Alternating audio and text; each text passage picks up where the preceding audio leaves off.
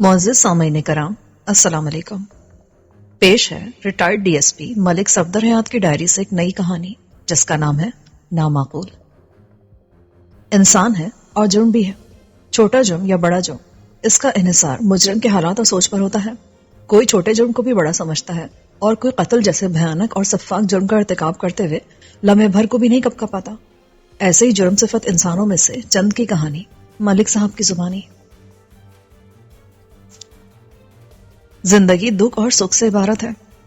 درخت کڑی دھوپ میں جلتا ہے تو اس کے وجود سے سایہ پیدا ہوتا ہے۔ اس کی ٹھنڈی چھاؤں میں بیٹھ کر سکون کی سانس لینے والوں کو یہ احساس نہیں ہوتا کہ انہیں یہ آرام پہنچانے کے لیے وہ درخت خود کو کتنے بڑے عذاب سے گزار رہا ہوگا۔ یہ طے ہے کہ تکلیف اٹھائے بغیر راحت کا تصور نہیں کیا جا سکتا۔ یہ الگ بات کہ بعض معاملات میں کسی کو آرام و سکون فراہم کرنے کی خاطر کوئی دوسرا مشکلات سے دوچار ہو جائے۔ وہ موسم سرما کی ایک اداس اور خنک صبح تھی۔ فروری کا مہینہ شروع ہو چکا تھا، لیکن سردی گویا کسی ضدی کمبل کے مانند ماحول سے لپٹ کر رہ گئی تھی۔ دھند کا سلسلہ بھی جاری تھا۔ صبح اور شام کی کیفیت دیکھ کر یوں لگتا تھا کہ یہ سال اسی ٹھنڈے ٹھار موسم کی نظر ہو جائے گا۔ اس روز جب میں تھانے پہنچا تو بیرونی ماحول نے تھانے کی اندرونی فضا کو بھی منجمد کر رکھا تھا۔ میں کمرے میں آ کر بیٹھا ہی تھا کہ حوالدار خوشبخت میرے کمرے میں آ گیا۔ السلام علیکم ملک صاحب۔ اس نے بڑی کراری آواز میں سلام کیا اور پوچھنے لگا، اگر آپ کو حکم ہو تو انگیٹھی لا کر یہاں رکھ دوں؟ میں نے سر سے پاؤں تک اس کا بغور جائزہ لیا اور اس کے سلام کا جواب دے کر استغفار کیا۔ خوشبخت، تمہاری عمر کتنی ہوگی؟ یہ اس کے سوال کا جواب نہیں تھا۔ دراصل میں نے اس کی عمر کے بارے میں اس لیے پوچھا تھا کہ اس یخ پستہ موسم میں اسے گرم کپڑوں کے کسی خاص اہتمام کے بغیر دیکھ کر مجھے کسی قدر حیرت ہوئی تھی۔ اس کے علاوہ اس کے حلق سے برآمد ہونے والی کراری اور حشاش بشاش آواز نے بھی مجھے چونکنے پر مجبور کر دیا تھا۔ اس نے الجھن زدہ نظروں سے میری طرف دیکھا۔ ملک صاحب، آپ کی دعاؤں سے آنے والے کاتک میں پورے 45 سال کا ہو جاؤں گا۔ پھر وہ تشویش سے بولا، آپ نے میری عمر کے بارے میں کیوں پوچھا ہے؟ خوشبخت، عمر میں تم مجھ سے کوئی 6-7 سال بڑے ہی ہوگے، لیکن مجھے تو تم دہکتے ہوئے کوئلوں کی انگیٹھی پیش کر رہے ہو اور خود کسی گبرو کی طرح اس سخت سرد موسم کے لیے ایک چیلنج بنے دکھائی دیتے ہو۔ کیا تمہیں سردی نہیں لگتی؟ سردی کا موسم ہے تو وہ بھی لگے گی ضرور، وہ فلسفیانہ انداز میں بولا۔ بس جناب، اپنی اپنی برداشت کی بات ہے۔ اس کا مطلب ہے تم سردی کو برداشت کرے ہو؟ وہ اپنے بازو کا سلاتے ہوئے بولا، یہ تو رستم خان کی مہربانی ہے جناب، جس کی وجہ سے میرے اندر شدید سردی کو برداشت کرنے کی قوت پیدا ہو گئی ہے۔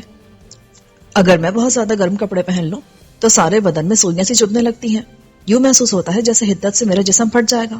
مجھے اپنے وجود میں سے ایک آگ سی پھوٹتی محسوس ہوتی ہے۔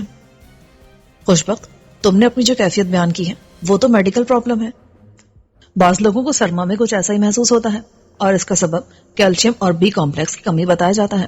بہرحال، تم نے کسی رستم خان کی مہربانی کا ذکر کیا ہے، وہ کیا سلسلہ ہے؟ وہ یکلخت اداس ہو گیا اور پھر ایک ٹھنڈی سانس خارج کر کے بولا، رستم خان میرا جگری دوست تھا، لیکن افسوس کہ اب وہ اس دنیا میں نہیں ہے۔ رستم برٹش آرمی میں تھا اور حالات و واقعات کی مناسبت سے جگہ جگہ اس کی پوسٹنگ ہوتی رہتی تھی۔ میں اپنی فرصت میں اکثر و بیشتر اس سے ملنے چلا جاتا تھا۔ وہ بہت جیدار، یارپاش اور متواضع شخص تھا۔ اس کا بس نہیں چلتا تھا کہ خود کو بھی پکا کر دوستوں کے سامنے سجا دے۔ جس بندے کو کھانے پینے کا شوق ہو وہ بہت اچھا باورچی بھی ہوتا ہے۔ یہی حال رستم خان کا بھی تھا۔ وہ نہایت ہی لذیذ اور مزیدار کھانے بناتا تھا۔ ایک مرتبہ میں موسم سرما میں اس کے پاس گیا ہوا تھا کہ اس نے مجھے بھنا ہوا گوشت کھلایا۔ اس کے ہاتھ کا بھنا ہوا گوشت تو میں نے پہلے بھی کئی مرتبہ کھایا تھا، لیکن اس بار ذائقہ بہت مختلف پایا تو میں نے اس سے پوچھا، یار آج تم نے کس جانور کو بھون ڈالا؟ بچھیا کا تازہ گوشت ہے یار، اس نے جواب دیا۔ بچے کا گوشت تم نے پہلے بھی کئی دفعہ بھون کر کھلایا مجھے، مگر آج ذائقہ بالکل مختلف ہے۔ کیوں؟ کیا آج بہت بد گوشت بنا ہے؟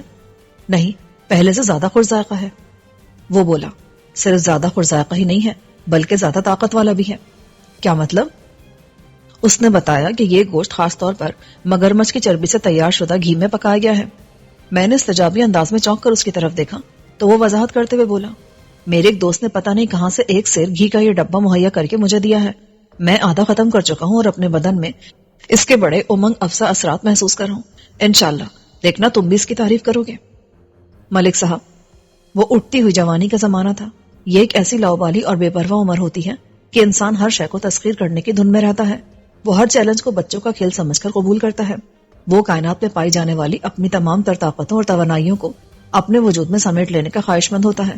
میں بھی اس بار شوق میں کچھ زیادہ ہی دن رستم خان کے پاس ٹھہر گیا تھا۔ آخری جملہ اس نے خاصے چھپے ہوئے انداز میں ادا کیا تو میں نے چپتے ہوئے لہجے میں پوچھا، اور ان کچھ زیادہ دنوں میں رستم خان تمہیں مگرمچھ کے گھی میں بھنا ہوا گوشت کھلاتا رہا تھا، ہے نا؟ جی، اس نے اس بات میں سر ہلا کر جواب دیا، مگر میں مگرمچھ اور افریقی گوریلے کی چربی کے اثرات کو زیر بحث لا کر کسی طولانی گفتگو کا دروا کرنے کے موڈ میں نہیں تھا، لہٰذا میں نے سرسری انداز میں کہا، میں تمہاری طرح کے خطرناک اور حیرت انگیز تجربات کا شوقین رہا ہوں اور نہ ہی کسی ایسی الف للوی باتوں پر یقین رکھتا ہوں۔ تم اپنے جسم میں چبھنے والی سوئیوں کا کسی ڈاکٹر سے علاج کراؤ یا نہ کراؤ، تمہاری مرضی ہے، لیکن جلدی سے جا کر میرے لیے دہکتے ہوئے کوئلوں والی انگیٹھی لے کر آؤ تاکہ میں اپنے ماحول کے لیے درجہ حرارت کو بڑھا سکوں۔ Okay sir. وہ کمرے سے باہر نکل گیا۔ تھوڑی دیر بعد وہ واپس آیا۔ اس نے دہکتی ہوئی کوئلوں والی گرم گرم انگیٹھی میری کرسی سے کچھ فاصلے پر رکھی اور اطلاع فراہم کرنے والے انداز میں بولا، ملک صاحب، ماسٹر جمیل آپ سے ملنا چاہتا ہے۔ کون ماسٹر جمیل؟ میں نے چونک کر اسے دیکھا۔ ماسٹر جمیل ادھر ہی سودرا کلا کے پرائمری اسکول میں پڑھاتا ہے۔ ان دنوں میں موزہ سودرا کلا کے تھانے میں تعینات تھا۔ اس علاقے میں صرف ایک ہی پرائمری اسکول تھا جس میں لڑکے اور لڑکیاں ایک ساتھ تعلیم حاصل کرتے تھے، تاہم لڑکیوں کی بنسبت لڑکوں کی تعداد وہاں زیادہ آتی تھی۔ آج سے پہلے ماسٹر جمیل سے براہ راست میرا واسطہ نہیں پڑا تھا، لہٰذا میں اسے اچھی طرح جانتا نہیں تھا۔ میں نے پوچھا، ماسٹر جمیل کو مجھ سے کیا کام ہے؟ کام میں نے پوچھا تھا، لیکن وہ کہتا ہے کہ آپ ہی سے بات کرے گا۔ ٹھیک ہے، اسے میرے پاس بھیج دو۔ خوشبخت کمرے سے باہر چلا گیا۔ تھوڑی دیر کے بعد ایک دبلا پتلا دراز قامت شخص میرے کمرے میں داخل ہوا۔ اس نے شلوار قمیض پہ گرم جرسی پہن رکھی تھی اور ایک ہاتھ میں کپڑے کا تھیلا پکڑ رکھا تھا۔ وضع قطع اور انداز و اطوار سے وہ معقول اور سمجھدار شخص نظر آتا تھا۔ میرے قریب پہنچ کر اس نے مجھے سلام کیا اور سنسنی خیز نظر سے مجھے دیکھتے ہوئے بولا، میرا نام جمیل احمد ہے، ماسٹر جمیل۔ بیٹھیے ماسٹر صاحب۔ وہ آہستگی سے کرسی پر بیٹھ گیا اور ہاتھ میں پکڑے ہوئے کپڑے کے تھیلے کو اس نے کمرے کے فرش پر رکھ دیا۔ میں نے اس کی طرف سوالیہ نظروں سے دیکھا۔ جی ماسٹر صاحب، اتنی ٹھنڈی ٹھار صبح کو آپ مجھ سے کیا کام پڑ گیا؟ سب خیریت تو ہے نا؟ میرا خیال ہے خیریت نہیں ہے، لے آپ خود دیکھ لیں۔ اس نے تھیلا اٹھا کر میری جانب بڑھاتے ہوئے کہا۔ میں نے الجھن زدہ انداز میں اس کے ہاتھ سے مذکورہ تھیلا لے لیا۔ میں نہیں جانتا تھا کہ وہ اس تھیلے میں کیا ڈال کر مجھے دکھانے کو لایا تھا۔ چونکہ میں جانتا نہیں تھا، لہٰذا تجسس کے ہاتھوں مجبور ہو کر میں نے وہ تھیلا کھول لیا۔ اس تھیلے میں سے جو کچھ برآمد ہوا اسے دیکھ کر مجھے حیرت کا جھٹکا لگا۔ وہ ایک عام سی استعمال شدہ درانتی تھی، لیکن خاص بات یہ تھی کہ مجھے اس کے دندانے دار پھل پر جمع ہوا خون نظر آ رہا تھا۔ میں نے اس کی سیاہی میل رنگت کو دیکھتے ہی پہچان لیا کہ وہ خون تھا جو خشک ہو جانے کے بعد اپنا اصل رنگ و روپ کھو چکا تھا۔ میرے فوری اور محتاط اندازے کے مطابق اس خون کو جم کر خشک ہوئے 2 ماہ سے زیادہ کا عرصہ گزر چکا تھا۔ میں نے خون آلود درانتی کو اپنے ہاتھوں میں گھما پھرا کر بغور اس کا جائزہ لیا، پھر سوالیہ نظروں سے ماسٹر کی طرف دیکھا۔ ماسٹر صاحب، اس درانتی کی کیا کہانی ہے؟ مجھے اس بارے میں کچھ بھی معلوم نہیں جناب، میں اسے آپ کے پاس اسی لیے لایا ہوں تاکہ آپ اس سے منسوب کہانی کا پتہ چلا سکیں۔ اوہ، یہ درانتی آپ کو ملی کہاں سے؟ یہ میری نہیں بلکہ میری گھر والی کی دریافت ہے جناب۔ آپ کی گھر والی نے اسے کہاں سے دریافت کیا ماسٹر صاحب؟ پڑھولے میں سے۔ پڑھولے میں سے؟ میں نے حیرت سے اس کی طرف دیکھا۔ وہ وضاحت کرتے ہوئے بولا، کوثر، میری گھر والی، وہ پڑھولے میں سے گندم نکال رہی تھی کہ اس کا ہاتھ کسی ٹھوس اور تیز دھار شے سے ٹکرایا۔ اس کے ساتھ ہی اس کے ہونٹوں سے ہلکی سی چیخ خارج ہوئی۔ اس وقت میری بڑی بیٹی اس کے قریب کھڑی تھی۔ کوثر نے چیخنے کے بعد پڑھولے کے موقع سے ہاتھ باہر نکالا تو اس کی 3 انگلیوں میں سے خون رس رہا تھا۔ میری بیٹی خالدہ دوڑی دوڑی میرے پاس آئی اور آ کر مجھے بتایا کہ امی کا ہاتھ زخمی ہو گیا ہے۔ میں یہ خبر سن کر فوراً اپنی بیوی کے پاس گیا اور دیکھا کہ واقعی اس کی 3 انگلیاں گھائل ہو چکی تھی۔ میں نے کوثر سے پوچھا کہ یہ سب ہوا کیسے؟ اس نے پڑھولے کے موقع کی جانب اشارہ کرتے ہوئے مجھے اس حادثے کے بارے میں بتایا۔ مجھے شدید حیرت ہوئی کہ پڑھولے کے اندر گندم میں ایسی کون سی تیز دھار چیز ہو سکتی ہے جس سے ہاتھ زخمی ہو جائے۔ میں نے سوچا پڑھولے کو تو بعد میں چیک کروں گا، پہلے بیوی کے زخمی ہاتھ کا علاج کر لوں۔ چنانچہ میں نے کوثر کے زخمی ہاتھ کو اچھی طرح صاف کر کے اس پر صاف کپڑے کی پٹی باندھ دی۔ اس کے بعد پڑھولے کی جانب متوجہ ہو گیا۔ گاؤں دیہات میں اناج کا ذخیرہ کرنے کے لیے مٹی کے بڑے بڑے پڑھولے بنائے جاتے ہیں۔ پڑھولے کو آپ مٹی کا ایک بڑا سا ڈرم سمجھ لیں۔ پڑھولے عموماً گولائی میں تعمیر کیے جاتے ہیں، جن کا قطر لگ بھگ 2.5-3 فٹ رکھا جاتا ہے اور اونچائی 5 فٹ سے لے کر 10 فٹ تک بھی ہو سکتی ہے۔ اس کے اندر اناج بھرنے کے لیے پڑھولے کی چھت میں ایک بڑا سا سوراخ موجود ہوتا ہے۔ جب پڑھولے کو اناج سے بھر دیا جاتا ہے تو اس سوراخ کو کسی شے سے ڈھک کر بند کر دیتے ہیں۔ پڑھولے میں سے حسب ضرورت اناج نکالنے کے لیے اس کے زیریں حصے میں ایک موکھلا موجود ہوتا ہے۔ اس کا قطر عموماً 5 سے 6 انچ رکھا جاتا ہے۔ اس موقع میں سے اناج نکالنے کے بعد کپڑا ٹھوس کر اس کا منہ بند کر دیا جاتا ہے۔ بعض لوگ اس موکھلے کے لیے باقاعدہ ڈھکن بھی بنا لیتے ہیں، جیسا کہ آپ نے دودھ والے ڈرم کا ڈھکنا دیکھا ہوگا، اور بعض تو وہاں ایک پٹ کا چھوٹا سا دروازہ لگا لیتے ہیں۔ میں پڑھولے کی طرف بڑھا تو میری گھر والی تشویش میں مبتلا ہو گئی۔ اس نے مجھے تاکید کی کہ میں بہت محتاط رہوں۔ بہرحال میں نے بڑی احتیاط سے اس موکھلے کے اندر ہاتھ ڈال دیا، اور پھر تھوڑی سی تگودو کے بعد میرا متلاشی ہاتھ اس درانتی تک رسائی حاصل کرنے میں کامیاب ہو گیا، جس کے خطرناک پھل نے میری بیوی کی 3 انگلیاں زخمی کر دی تھی۔ میں نے اس درانتی کو آڑا ٹیڑھا کیا اور تھوڑی سی کوشش کے بعد اسے پڑھولے سے باہر نکالنے میں کامیاب ہو گیا۔ یہ کامیابی حاصل کرنے کے لیے مجھے پڑھولے کے موکھلے کو ایک طرف سے تھوڑا سا توڑنا بھی پڑا۔ درانتی باہر آئی تو اس کے پھل پر جمے خون نے مجھے چونکنے پر مجبور کر دیا۔ یہی مجبوری مجھے صبح صبح آپ کے پاس لے آئی۔ اس خون آلو درانتی کی کیا کہانی ہے، یہ آپ پتہ چلائیں گے جناب تھانے دار صاحب۔ ماسٹر جمیل نے اپنا بیان مکمل کیا تو خاموش ہو گیا۔ میں گہری سوچ میں ڈوب گیا۔ میرا ذہن مجھے بار بار اشارہ دے رہا تھا کہ درانتی کے دندانے دار پھل پر جما ہوا وہ خون کسی انسان کا ہے، اور یہ انتہائی تشویشناک سوچ تھی۔ اس سوچ کا واضح مطلب یہی نکلتا تھا کہ اس درانتی کی مدد سے کسی انسان کو موت کے گھاٹ اتارا گیا تھا۔ اکثر ایسا ہوتا ہے کہ قتل کی کسی واردات کی اطلاع تھانے تک پہنچتی ہے، اس کے بعد پولیس قاتل کی تلاش میں نکلتی ہے۔ آلہ قتل کبھی قاتل سے پہلے ہاتھ لگ جاتا ہے اور کبھی قاتل کی گرفتاری کے بعد اس کی نشاندہی پر آلہ قتل برآمد کر لیا جاتا ہے۔ موجودہ معاملے میں اگر میرا ذہن بالکل درست اشارہ دے رہا تھا تو پھر صورتحال کچھ ایسی ہو جاتی تھی کہ آلہ قتل سب سے پہلے مجھ تک پہنچ گیا تھا، اور اب اس کی مدد سے مجھے قاتل اور مقتول تک رسائی حاصل کرنا تھی۔ چند لمحے سوچ بچار کرنے کے بعد میں نے کریدنے والے انداز میں کہا، ماسٹر صاحب، آپ کے گھر میں کل کتنے افراد رہائش پذیر ہیں؟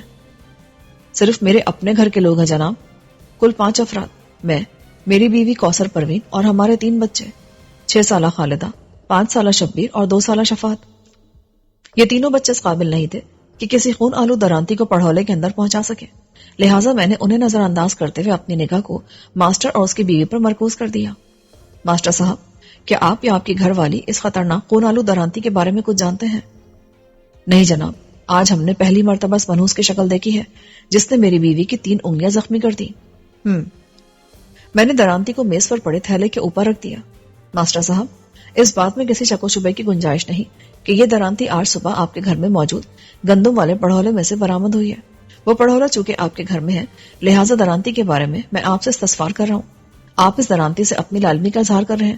اس صورتحال میں سوال یہ پیدا ہوتا ہے کہ خون آلود درانتی گندم والے پڑھولے کے اندر کیسے پہنچ گئی؟ یہی بات تو میری سمجھ میں بھی نہیں آ رہی جناب تھانے دار صاحب۔ وہ قدرے الجھن زدہ لہجے میں بولا، آپ کو یقیناً معلوم ہوگا، میں موضع سودرا کلا کے گورنمنٹ پرائمری اسکول میں جماعت 4 کو پڑھاتا ہوں۔ یہی ماسٹری میرا روزی روزگار ہے۔ زراعت اور کھیتی باڑی سے کبھی میرا تعلق نہیں رہا، اس لیے درانتی یا ایسے ہی کسی اور زرعی آلے کا میرے گھر میں پایا جانا ناممکنات میں سے ہے۔ پتہ نہیں یہ کمبخت کیسے گندم والے پڑھولے میں پہنچ گئی۔ اس کی وضاحت میں بڑی معقولیت پائی جاتی تھی۔ میں نے چند لمحے غور کرنے کے بعد کہا، یہ بھی تو ہو سکتا ہے کہ کسی اور شخص نے خون آلو درانتی کو گندم والے پڑھولے میں چھپا دیا ہو اور وہ رفتہ رفتہ گندم کے ساتھ سرکتے ہوئے نیچے موکھلے تک پہنچ گئی ہو۔ ایسا نہیں ہو سکتا جناب۔ کیوں نہیں ہو سکتا؟ جناب، جب سے ہم اس گھر میں آئے ہیں بس ہم 5 ہی یہاں رہ رہے ہیں۔ ایسا کوئی بھی اس دوران ہمارے گھر میں نہیں آیا جس پر اس قسم کا شک کیا جا سکتا ہو۔ مجھے تو یوں محسوس ہوتا ہے کہ یہ درانتی پہلے سے ہی اس گندم والے پڑھولے میں موجود تھی۔ پہلے سے؟ کب پہلے سے؟ میں نے چونک کر اس کی طرف دیکھا۔ میرا مطلب ہے ہمارے اس گھر میں آنے سے پہلے۔ ماسٹر کا بیان کسی سنسنی خیز انکشاف سے کم نہ تھا۔ میں نے تیز لہجے میں پوچھا، ماسٹر صاحب، آپ کی باتوں سے ظاہر ہوتا ہے کہ اس گھر میں آنے سے قبل آپ کہیں اور رہتے تھے؟ جی، پہلے ہم لوگ چک نمبر 42 جیم بے میں رہتے تھے۔ چک 42 جیم بے موضع سودرا کلا سے لگ بھگ 5 میل دور ہے۔ میں روزانہ سائیکل پر اسکول آتا جاتا تھا۔ اس آمد و رفت میں اچھا خاصا وقت ضائع ہو جاتا تھا۔ پھر مجھے پتا چلا کہ سودرا کلا میں ایک گھر فروخت ہو رہا ہے۔ میں نے اپنی گھر والی سے مشورہ کیا، وہ میری ہمنوا ثابت ہوئی، لہٰذا اپنی آسانی اور سہولت کے لیے میں نے سودرا کلا میں گھر لے لیا۔ بس اتنی سی بات ہے۔ آپ کو اس گھر میں آئے ہوئے کتنا عرصہ ہوا ہے؟ کم و بیش 2 ماہ ہوئے ہیں جناب۔ اس کے جواب نے ایک مرتبہ پھر مجھے چونکا دیا۔ درانتی کے دندانے دار پھل پر جمے سیاہی مائل خون کو دیکھ کر میں نے اندازہ قائم کیا تھا کہ اس درانتی کو خون آلود ہوئے 2 ماہ سے زیادہ کا عرصہ گزر چکا ہے، اور اب ماسٹر بتا رہا تھا کہ 2 ماہ پہلے اس گھر میں کوئی اور رہائش پذیر تھا۔ اسی تناظر میں نے اس سے سوال کیا، ماسٹر صاحب، آپ نے گھر کس سے خریدا تھا؟ عنایت حسین سے۔ اس کا مطلب ہے کہ آپ سے پہلے اس گھر میں عنایت حسین رہتا تھا؟ جی ہاں۔ میں نے ایک فوری خیال کے تحت پوچھا، ماسٹر صاحب، کیا ان 2 ماہ میں آپ نے گندم والے پڑھولے میں خود کوئی گندم ڈالی تھی؟ اس نے نفی میں سر ہلایا اور بتایا، اس گھر میں 2 پڑھولے ہیں، ایک میں چاول اور دوسرے میں گندم کو محفوظ کیا جاتا ہے۔ عنایت حسین نے یہ گھر میرے ہاتھ فروخت کرتے ہوئے بتایا تھا کہ دونوں پڑھولے اناج سے بھرے ہوئے ہیں، لہٰذا ہمیں کئی ماہ تک ان کو دوبارہ نہیں بھرنا پڑے گا۔ اس نے مہربانی کرتے ہوئے پڑھولوں میں موجود اناج کی مجھ سے قیمت بھی نہیں لی تھی۔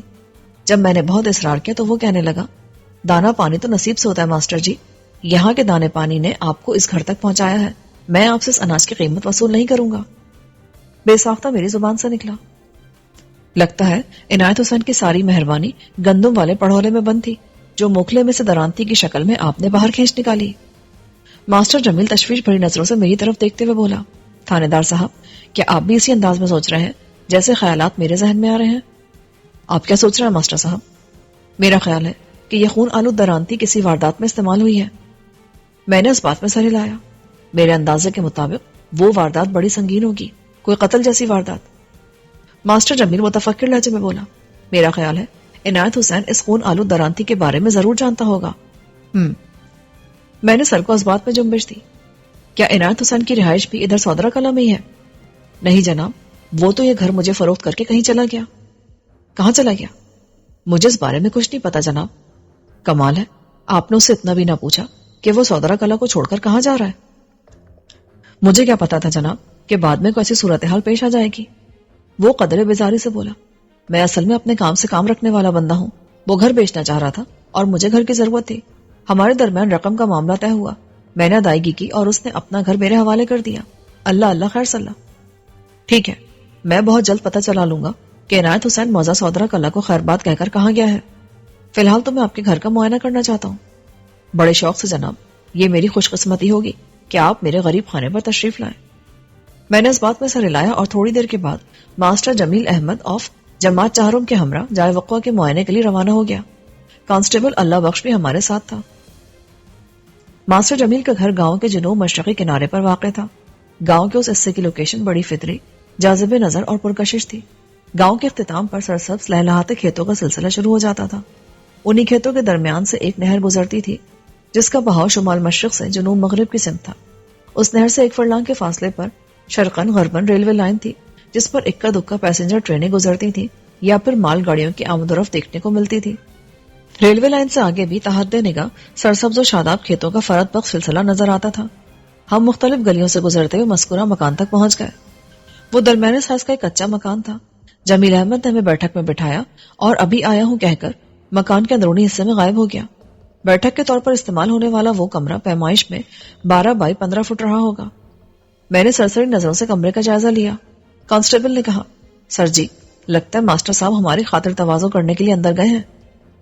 میں نے عدم دلچسپی کا اظہار کرتے ہوئے عام سے لہجے میں کہا، ہاں ایسا ہو سکتا ہے۔ ادھر میری بات ختم ہوئی اور ادھر ماسٹر جمیل بیٹھک میں داخل ہوا۔ اس نے کانسٹیبل کے ارمانوں پر برف سی چھڑک دی تھی۔ خاطر تواضع کا ذکر کرتے ہوئے جیسے اللہ بخش کی باتیں کھل سی گئی تھی۔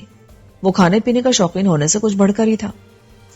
ماسٹر جمیل نے میری طرف دیکھتے ہوئے کہا، تھانے دار صاحب، میں نے پردہ کرا دیا ہے، آپ اندر آ کر اس کمرے کا معائنہ کر سکتے ہیں جہاں اناج والے پڑھولے رکھے ہوئے ہیں۔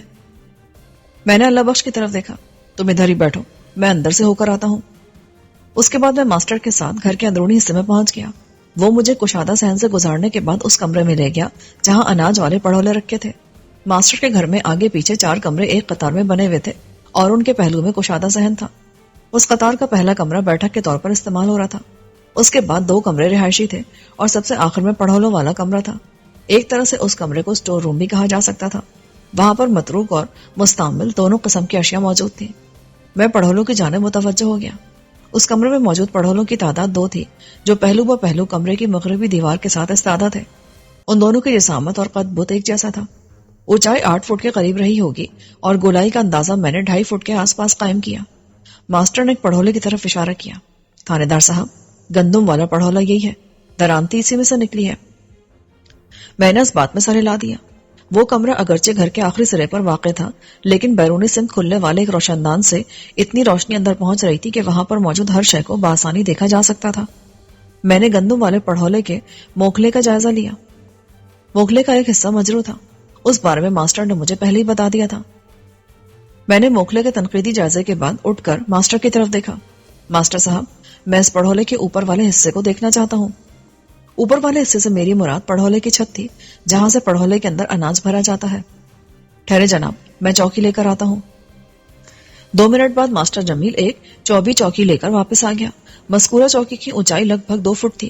میں نے چوکی کو پڑھولے کے ساتھ لگا دیا, پھر اس پر کھڑے ہو کر پڑھولے کی چھت کا جائزہ لینے لگا. میرا قد 6 فٹ سے نکلتا ہوا تھا. 2 فٹ چوکی کی اونچائی اس میں شامل ہوئی تو میرا دائرہ کار 8 فٹ تک پہنچ گیا. میں نے پڑھولے کے اوپری حصے کو اچھی طرح دیکھ لیا. وہاں مجھے کوئی بھی قابل گرفت شے نظر نہیں آئی. اس سے اگلا مرحلہ پڑھولے کے اندر جھانکنے کا تھا, مگر اس مقصد کو پورا کرنے کے لیے تھوڑا اور اونچا ہونا ضروری تھا. میں نے ماسٹر سے پوچھا, کوئی اور چوکی مل جائے گی؟ ایک چھوٹی چوکی ہے گھر میں, لیکن وہ 1 فٹ سے زیادہ اونچی نہیں ہوگی. ٹھیک ہے, تم وہ چوکی لے کر آؤ, اس سے کام چل جائے گا. اگر میں زمین سے مزید 1 فٹ بھی بلند ہو جاتا تو ڈھکنا اٹھا کر پڑھولے کے اندر جھانکا جا سکتا تھا. تھوڑی دیر کے بعد ماسٹر جمیل مذکورہ چوکی لے کر میرے پاس آ گیا. 1 فٹی یہ چوکی پہلے والی چوکی سے رقبے اور پھیلاؤ میں کم و بیش آدھی تھی. میں نے بسہولت اسے 2 فٹی چوکی کے اوپر جمایا اور احتیاط سے اس کے اوپر چڑھ گیا. اگلے لمحے میں گندم والے پڑھولے کے اندر جھانک کر اس کا جائزہ لے رہا تھا. اپنی تفتیشی کوشش سے مطمئن ہونے کے بعد میں نیچے اترا اور ماسٹر سے کہا, کیا تم لوگ آج کل فاقہ کشی کر رہے ہو؟ نہیں جناب, ایسی تو کوئی بات نہیں. وہ حیرت سے بولا, اللہ کے فضل سے ہم لوگ پیٹ بھر کر کھاتے ہیں. ایسا کبھی نہیں ہوا کہ کسی رات ہم میں سے کوئی بھوکا سویا ہو. اچھا, مگر ایسا نظر تو نہیں آ رہا. وہ مزید الجھ گیا, آپ ایسا کیوں کہہ رہے ہیں؟ تم نے بتایا ہے کہ 2 ماہ قبل جب تم لوگ آ کر اس گھر میں آباد ہوئے تو اناج والے دونوں پڑھولے مکمل طور پر بھرے ہوئے تھے. میں نے گندم والے پڑھولے کے اندر جھانک کر دیکھا ہے, آدھے سے بھی زیادہ پڑھولا گندم سے بھرا ہوا ہے. بلکہ یہ کہیں تو زیادہ مناسب ہوگا کہ اس پڑھولے سے ابھی چند سیر گندم ہی نکالی گئی ہے. میری وضاحت سے وہ مقصد کی تہہ تک پہنچ گیا. تھانے دار صاحب, بات دراصل یہ کہ میری گھر والی اور 3 بچے چاول بہت شوق سے کھاتے ہیں, لہٰذا ہمارے گھر میں گندم کی بنسبت چاول کا استعمال زیادہ ہے. بس اتنی سی بات ہے. میں مطمئن ہو گیا. ماسٹر صاحب, میں نے گندم والے پڑھولے کا اچھی طرح جائزہ لیا ہے, لیکن میں اپنی تسلی کی خاطر ایک کام کروانا چاہتا ہوں, اور وہ کام. میں نے دانستہ جملہ ادھورا چھوڑا. وہ کام آپ کریں گے اپنی گھر والی کی مدد سے؟ جی بتائیے, کیا کام ہے؟ آج اسکول سے تو آپ کی چھٹی ہو ہی چکی ہے. یہ دن آپ اپنے گھر میں گزاریں. میں چاہتا ہوں کہ آپ اپنی گھر والی کی مدد سے دونوں پڑھولوں کے اناج کو باہر نکالیں اور باریک بینی سے اناج کا جائزہ لیں. ممکن ہے اس اناج میں کوئی ایسی چیز برآمد ہو جائے جو خون آلود درانتی کی تفتیش کے سلسلے میں معاون ثابت ہو. میں نے لمحے بھر کا توقف کیا. آپ کو زحمت تو ہوگی, لیکن قانون کی مدد کرنا آپ پر بھی لازم ہے. اس تفتیشی کارروائی کے بعد آپ اناج کو اس کے مخصوص پڑھولے میں ڈال سکتے ہیں. وہ فراغ دلی سے بولا, زحمت والی کوئی بات نہیں جناب, آپ بے فکر ہو جائیں. میں آج کا سورج غروب ہونے سے پہلے یہ کام کر ڈالوں گا. شاباش, مجھے آپ سے یہی امید تھی ماسٹر صاحب. اور اگر اس اناج میں سے کوئی قابل ذکر شے برآمد ہو جائے تو آپ اسے لے کر فوراً میرے پاس تھانے آ جائیں گے. ضرور جناب, میں آپ کے حکم کی تعمیل کروں گا. اور اس تعمیل کے دوران میں آپ ایک احتیاط کو پیش نظر رکھیں گے. میرے لہجے میں اتنی سنجیدگی تھی کہ وہ سوالیہ نظروں سے مجھے دیکھنے لگا. آپ باری باری دونوں اناج کا جائزہ لیں گے. ایک اناج کو پڑھولے میں سے نکالنے کے بعد اس کا معائنہ کریں گے اور مطمئن ہونے کے بعد اسے واپس پڑھولے میں بھر دیں گے. تب جا کر آپ دوسرے پڑھولے کے ساتھ کارروائی شروع کریں گے. اگر آپ نے میری ہدایات پر مینو ان عمل نہ کیا تو بڑی گڑبڑ ہو جائے گی. کیسی گڑبڑ جناب؟ اگر دونوں اناج ایک ہی وقت میں پڑھولوں سے باہر نکالے گئے تو اس بات کے امکانات بہت قوی ہیں کہ دونوں آپس میں مل جائیں گے. اس ملاپ سے گڑبڑ یہ ہوگی کہ تمہارے بچے اور گھر والی تم سے ناراض ہو جائیں گے. گندم ملے چاول انہیں پسند نہیں آئیں گے اور ان کی خفگی آپ کے گھر کے امن و امان کے لیے ایک سنگین خطرہ بھی ثابت ہو سکتی ہے. اوہ جناب, آپ مذاق بڑا شائستہ کرتے ہیں. وہ مسکراتے ہوئے بولا. میں اس کے ہمراہ پڑھولوں والے کمرے سے نکل کر صحن میں آ گیا. ماسٹر کے گھر میں ہمارا داخلہ بیٹھک کے بیرونی دروازے سے ہوا تھا. اب مجھے گھر کے اندرونی حصے کو دیکھنے کا موقع مل رہا تھا. گھر کا مرکزی داخلی دروازہ ایک چھت دار برآمدے میں کھلتا تھا. اس برآمدے میں بیٹھک کا ایک دروازہ بھی کھلتا تھا جو گھر کے اندرونی حصے سے بیٹھک میں آمد و شد کا وسیلہ تھا. مذکورہ برآمدے سے آگے کشادہ صحن تھا. اسی صحن میں بیٹھک سے متصل کمرے کا دروازہ کھلتا تھا.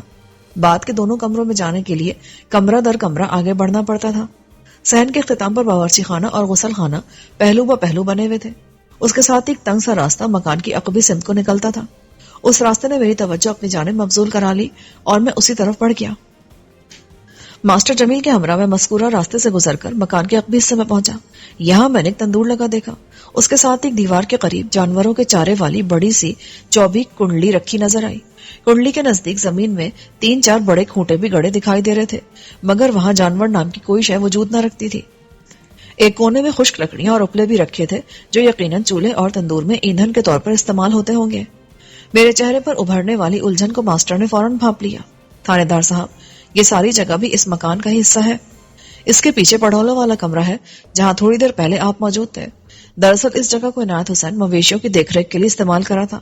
مجھے مویشی پالنے کا شوق نہیں ہے اور نہ ہی انہیں سنبھالنے کا طریقہ آتا ہے، لہٰذا یہ جگہ آپ کو خالی دکھائی دے رہی ہے۔ البتہ اس نے ایک طویل سانس لی۔ البتہ اس تندور کی ہمیں ضرورت تھی، اس لیے یہ ہمارے استعمال میں ہے۔ میں نے سر کو اس باتی جنبش دی اور ایک مرتبہ پھر مکان کے اس عقبی حصے کو تنقیدی نگاہ سے دیکھنے لگا۔ وہاں پر مجھے کوئی بھی اہم یا قابل گرفت شے نظر نہ آئی، لیکن پتہ نہیں کیوں اس جگہ کا معائنہ کرتے ہوئے مجھے بڑا عجیب سا لگ رہا تھا۔ میں نے اپنے ذہن پر زور ڈال کر صورتحال کو سمجھنے کی کوشش کی، لیکن اپنے محسوسات کو میں کوئی نام نہ دے سکا، چنانچہ سر جھٹک کر اس خیال کو ذہن سے باہر نکال دیا۔ میں واپس بیٹھک میں آیا۔ ماسٹر نے کہا، تھانے دار صاحب، آپ نے کیا اندازہ قائم کیا؟ میں نے سوچ میں ڈوبے لہجے میں کہا، اس بات میں تو کسی شک و شبے کی گنجائش نہیں کہ خون آلود درانتی کسی واردات میں استعمال ہوئی ہے۔ اس کے دندانے دار پھل پر جمع ہوا خون کسی واردات ہی کی نشانی ہے۔ پھر جس پراسرار انداز میں مذکورہ درانتی کو گندم والے پڑھولے میں چھپایا گیا ہے، اس سے جرم کی بو بھی آتی ہے۔ بس اب معلوم یہ کرنا باقی ہے کہ واردات کب اور کہاں پیش آئی۔ ان سوالات کے درست جوابات تو عنایت حسین ہی دے سکتا ہے، لیکن وہ ملے گا کہاں، یہ آپ نہیں جانتے۔ وہ ندامت سے بولا، اگر مجھے پتا ہوتا کہ عنایت حسین یہاں سے کہاں منتقل ہوا ہے تو میں ضرور آپ کو بتا دیتا۔ کوئی بات نہیں، آپ ذہن پر زیادہ زور نہ ڈالیں۔ آپ کو نہیں پتا تو میں پتا چلا لوں گا، اس کے آس پڑوس والوں کو ضرور خبر ہوگی۔ ویسے میرا خیال ہے ماسٹر صاحب کہ آپ کی گھر والی کو اس بارے میں ضرور کچھ سنگن ہوگی۔ عورتیں بہت جلد اپنا ڈاک خانہ ملا لیتی ہیں، ہو سکتا ہے اڑوس پڑوس والی عورتوں سے کچھ خبریں آپ کی بیوی تک بھی پہنچی ہوں۔ اس بارے میں آپ کیا کہتے ہیں؟ وہ متانت سے بولا، میں آپ کے اندازے کی تردید نہیں کروں گا، لیکن حقیقت ہے کہ میں نے کوثر سے کبھی اس حوالے سے سوال نہیں کیا، اور نہ ہی اس اللہ کی بندی نے از خود مجھے کچھ بتایا ہے۔ اس کی ایک وجہ اور بھی ہے۔ وہ سانس درست کرتے ہوئے بولا، پہلے کبھی ایسی معلومات حاصل کرنے کی ضرورت ہی پیش نہیں آئی۔ درانتی کی برآمد کے بعد ہی عنایت حسین کے بارے میں مختلف سوالات اٹھے ہیں۔ ٹھیک ہے، پہلے کبھی ایسے استفسارات کی ضرورت پیش نہیں آئی، لیکن اب تو ایسا موقع اور ضرورت پیدا ہو چکی ہے۔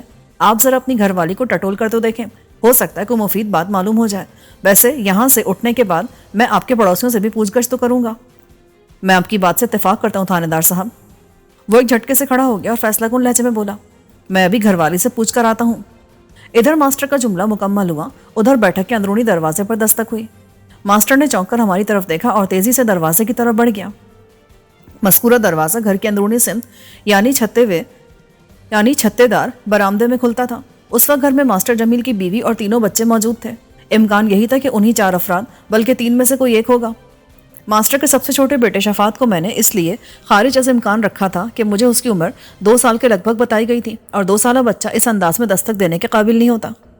ماسٹر نے بآہستگی دروازہ کھولا اور پھر دروازے کے سامنے آ گیا۔ میں دیکھ نہیں سکا کہ اد کھلے دروازے کی دوسری طرف کون تھا۔ بہرحال اگلے لمحے وہ پلٹ آیا۔ اب اس کے ہاتھوں میں ایک ٹرے تھی جس میں کچھ برتن سجے ہوئے تھے۔ ماسٹر نے مذکورہ ٹرے کو ایک چھوٹی سی میز پر سجا کر ہمارے سامنے رکھا اور شائستہ لہجے میں کہا، آپ لوگ شروع کریں، میں کوثر سے بات کر کے آتا ہوں۔ اس تکلف کی کیا ضرورت ہے ماسٹر صاحب؟ کانسٹیبل نے سرسری انداز میں کہا۔ نہیں جناب، آپ بسم اللہ کریں۔ ماسٹر جمیل کی گھر والی خاصی سگڑ اور سلیقہ شار عورت معلوم ہوتی تھی۔ تھوڑی دیر میں اس نے ڈھیر ساری چیزیں تیار کر لی تھی، جن میں ایک پلیٹ میں ابلے ہوئے گرما گرم انڈے کاٹ کر رکھے گئے تھے، ایک ڈونگے میں گاجر کا حلوہ تھا، ایک پلیٹ میں تلی ہوئی مچھلی کے 2 بڑے قتلے موجود تھے، ساتھ ہی چائے سے بھری ہوئی چائے دانی اور نیم گرم دودھ والے 2 گلاس تھے۔ موسم کی مناسبت سے یہ بھرپور خاطر تواضع تھی۔ ہم اس سے انصاف کرنے لگے۔ ماسٹر کوئی 10 منٹ کے بعد دوبارہ بیٹھک میں آیا۔ میں نے فوراً محسوس کر لیا کہ اس نے ہمیں دانستہ تھوڑی دیر کے لیے تنہا چھوڑ دیا تھا تاکہ ہم اس کی غیر موجودگی میں کسی قسم کا تکلف نہ برتیں۔ کچھ پتہ چلا ماسٹر صاحب؟ میں نے پوچھا تو وہ اس بات میں سر ہلاتے ہوئے بولا، میری گھر والی عنایت حسین کے بارے میں جو کچھ جانتی ہے ممکن ہے وہ معلومات آپ کے کسی کام کی نہ ہو۔ یہ فیصلہ میں کروں گا، آپ بس شروع ہو جائیں۔ اور وہ شروع ہو گیا۔ ماسٹر جمیل کی زبانی مجھے پتا چلا کہ اس کی بیوی بھی زیادہ میل ملاقات رکھنے والی واقع نہیں ہوئی تھی۔ آس پاس کی عورتوں سے اسے عنایت حسین کے بارے میں جو کچھ معلوم ہوا، اس کے مطابق اس گھر میں ماسٹر جمیل کی آمد سے قبل عنایت حسین اپنے بوڑھے باپ کرامت حسین کے ساتھ رہتا تھا۔ عنایت شادی شدہ تھا، لیکن بیوی کے ساتھ اس کی بنتی نہیں تھی۔ ان کے درمیان اکثر لڑائی جھگڑا ہوتا رہتا اور اس کا سبب عنایت حسین کی بیوی کو ہی بتایا جاتا تھا۔ اڑوس پڑوس کے مطابق شگفتہ ایک تیز ترار اور لڑاکا عورت تھی۔ اس نے اپنے شوہر کا ناختہ بند کر رکھا تھا۔ ان میاں بیوی کے درمیان جب بھی جھگڑا ہوتا شگفتہ روٹ کر اپنے میکے چلی جاتی. چند روز اسی تناؤ میں گزر جاتے. پھر عنایت حسین اپنی سسرال جاتا, شگفتہ کی منت خوشامد کرتا اور اسے منا کر واپس سودرا کلا لے آتا. لیکن چند روز بعد ہی ان میں ایک مرتبہ پھر لڑائی ہو جاتی. یہ صورتحال ایسی تھی کہ شگفتہ مہینے میں اگر 4 دن عنایت کے پاس رہتی تو 26 دن اس کے اپنے میکے میں گزرتے تھے. پڑوسیوں کا خیال تھا کہ شاید عنایت حسین سودرا کلا والا مکان اور زمین بیچ کر اپنی سسرال میں ہی جا بسا ہے. ماسٹر کی زبانی ایک بات یہ بھی پتہ چلی کہ جن دنوں عنایت حسین کے ساتھ اس کا مکان کے حوالے سے سودا ہو رہا تھا, جب بھی شگفتہ گھر میں کہیں نظر نہیں آئی اور نہ ہی اس نے عنایت کے باپ کو دیکھا. اس کی جو بھی 1-2 ملاقاتیں ہوئیں وہ عنایت حسین سے ہوئی تھی. ماسٹر یہ کہانی سنانے کے بعد خاموش ہوا تو میں گہری سوچ میں ڈوب گیا. یہ بات تو میرے علم میں آ گئی تھی کہ دونوں میاں بیوی میں اکثر و بیشتر دنگا فساد ہوتا رہتا تھا, لیکن اس لڑائی جھگڑے کی وجوہات کیا تھی یہ جاننا نہایت ضروری تھا. میرا دل کہہ رہا تھا کہ اگر میں عنایت حسین اور شگفتہ کے درمیان وجہ تنازع کا سراغ لگا لوں تو اس کیس کو چٹکی بجاتے میں حل کیا جا سکتا ہے. ماسٹر صاحب, کیا آپ یہ معلوم کرنے میں کامیاب ہوئے کہ عنایت اور شگفتہ کے درمیان جھگڑے کی اصل وجہ کیا تھی؟ نہیں جناب, اس سلسلے میں کوئی حتمی اور ٹھوس بات سامنے نہیں آ سکی, یا کم از کم میرے علم میں نہیں ہے. ٹھیک ہے, جو باتیں ابھی تک نامعلوم ہیں میں انہیں جلد معلوم کر لوں گا. بہرحال آپ کے تعاون کا بہت شکریہ. یہ تو میرا فرض تھا تھانے دار صاحب.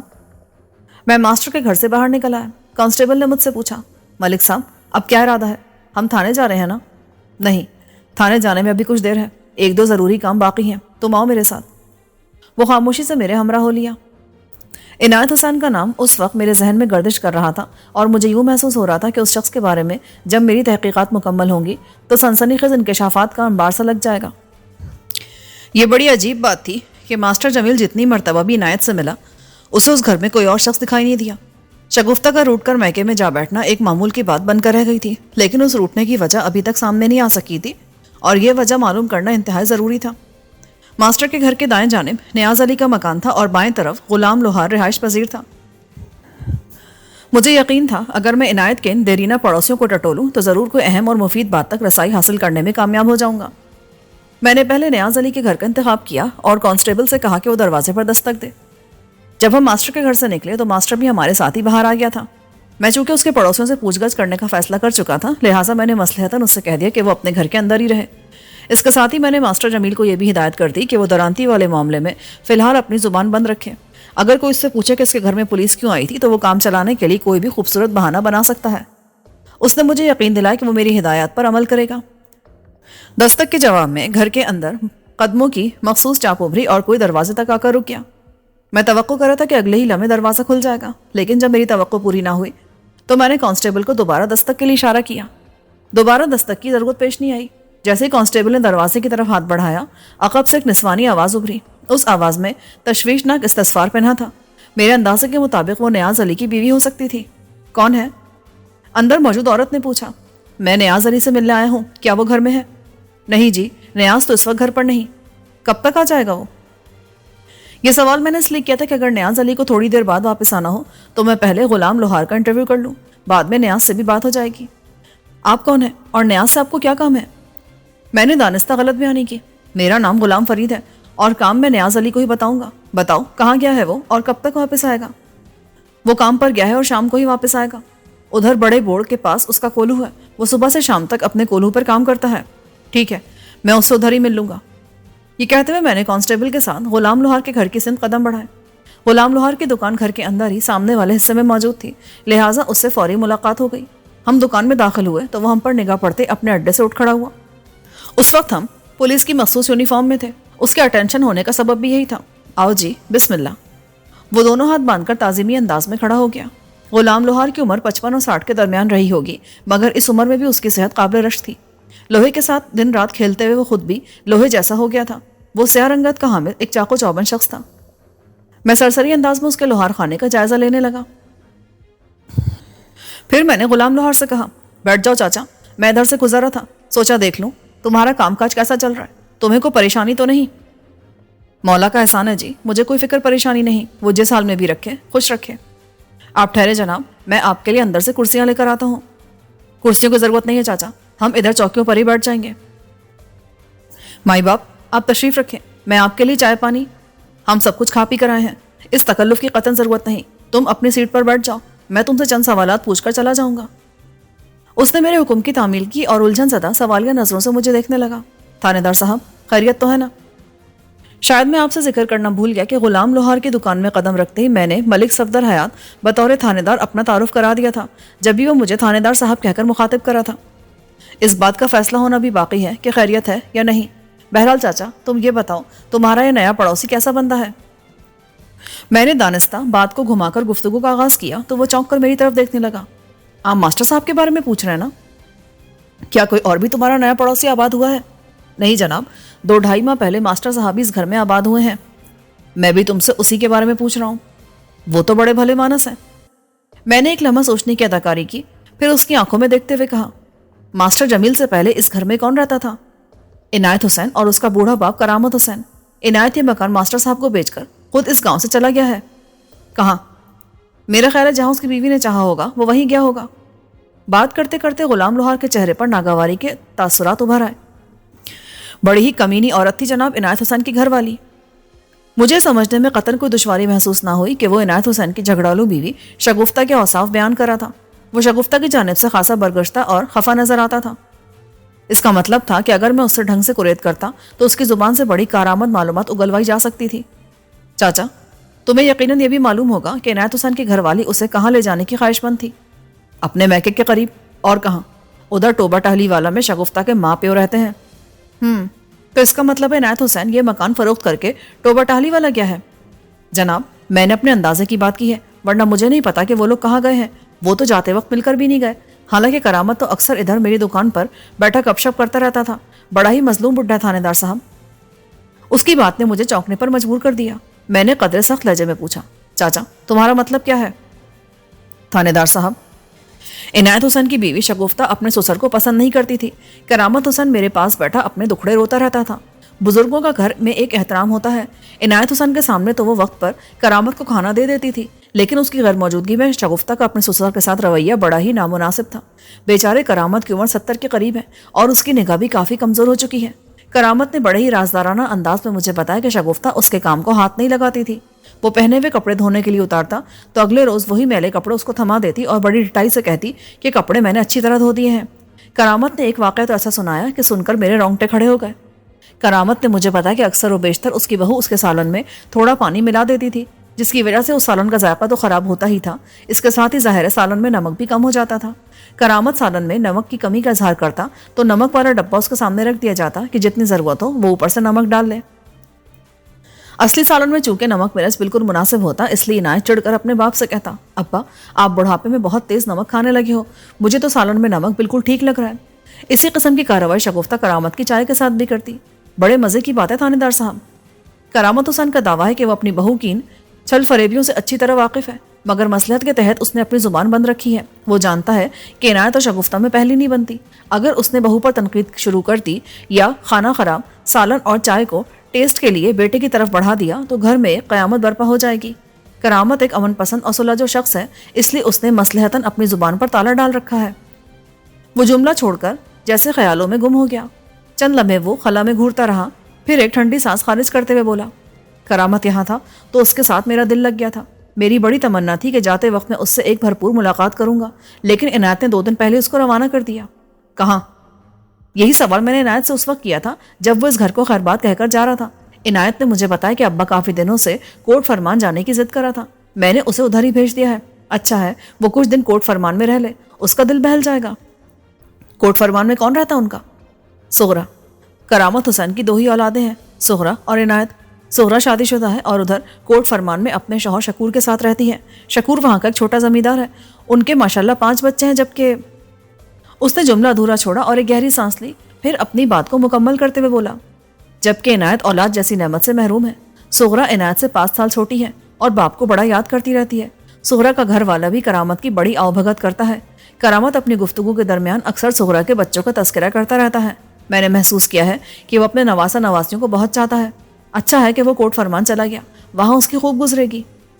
غلام لوہار کی زبانی شگفتہ، عنایت، کرامت، سغرا، شکور اور کوٹ فرمان کے بارے میں مجھے جو معلومات حاصل ہوئی ان میں سرے دست میرے کام کی بات کوئی نہ تھی۔ جس گھر میں بھی بوڑھے ساس سسر ہوں وہاں عموماً اس قسم کی صورتحال دیکھنے کو ملتی ہے۔ بہرحال غلام لوہار سے جو مفید بات پتہ چلی وہ یہ تھی کہ عنایت حسین موزہ سودرا کلا سے نکل کر ٹوبہ ٹہلی والا گیا ہوگا یا گیا تھا۔ टोबा टाहली वाला मौजा सौदरा कला से 8 मील दूर जुनूब में वाक़ था, जबकि कोट फरमान जाने के लिए सौदरा कला से 6 मील शुमाल में सफ़र करना पड़ता था। इसका मतलब था इनायत ने सरेदस्त अपने बाप को खुद से 14 मील दूर कर दिया था। इससे जाहिर होता था कि वो करामत हुसैन से बहुत बेजार है। यह अलग बात कि उसकी बेजारी के पीछे शगुफ्ता का दबाव हो। गुलाम हुसैन काफ़ी देर से मेरे साथ मसरूफ़ गुफ्तगू था। हमारी आमद से कबल वो अपने काम में जुटा हुआ था, लेकिन हमारे दुकान में दाखिल होते उसने काम से हाथ उठा लिया था। अब मैंने गुलाम लोहार की दुकान से उठने का फैसला कर लिया और जाते जाते उससे पूछा, मुझे पता चला है इस मकान के अलावा इनायत हुसैन की कुछ ज़मीन और माल मवेशी भी थे। मकान तो उसने मास्टर कैद फरोख्त कर दिया, ज़मीन और मवेशियों को क्या हुआ? इनायत के पास सिर्फ 5 एकड़ अराजी थी, वो इसी ज़मीन पर खेती बाड़ी करता था। इनायत ने सिलसिले में मुझसे तो कोई जिक्र नहीं किया, अलबत्ता बाद में मुझे पता चला कि ज़मीन उसने यहाँ के एक ज़मींदार मलिक समद को बेच दी है और ढोर ढंगर वो अपने साथ ले गया है। फिर उसने वजाहत करते हुए बताया कि इनायत हुसैन के पास एक भूरी भैंस, एक सेहतमंद गधा और 2 बकरियां थीं। मैं उठ खड़ा हुआ।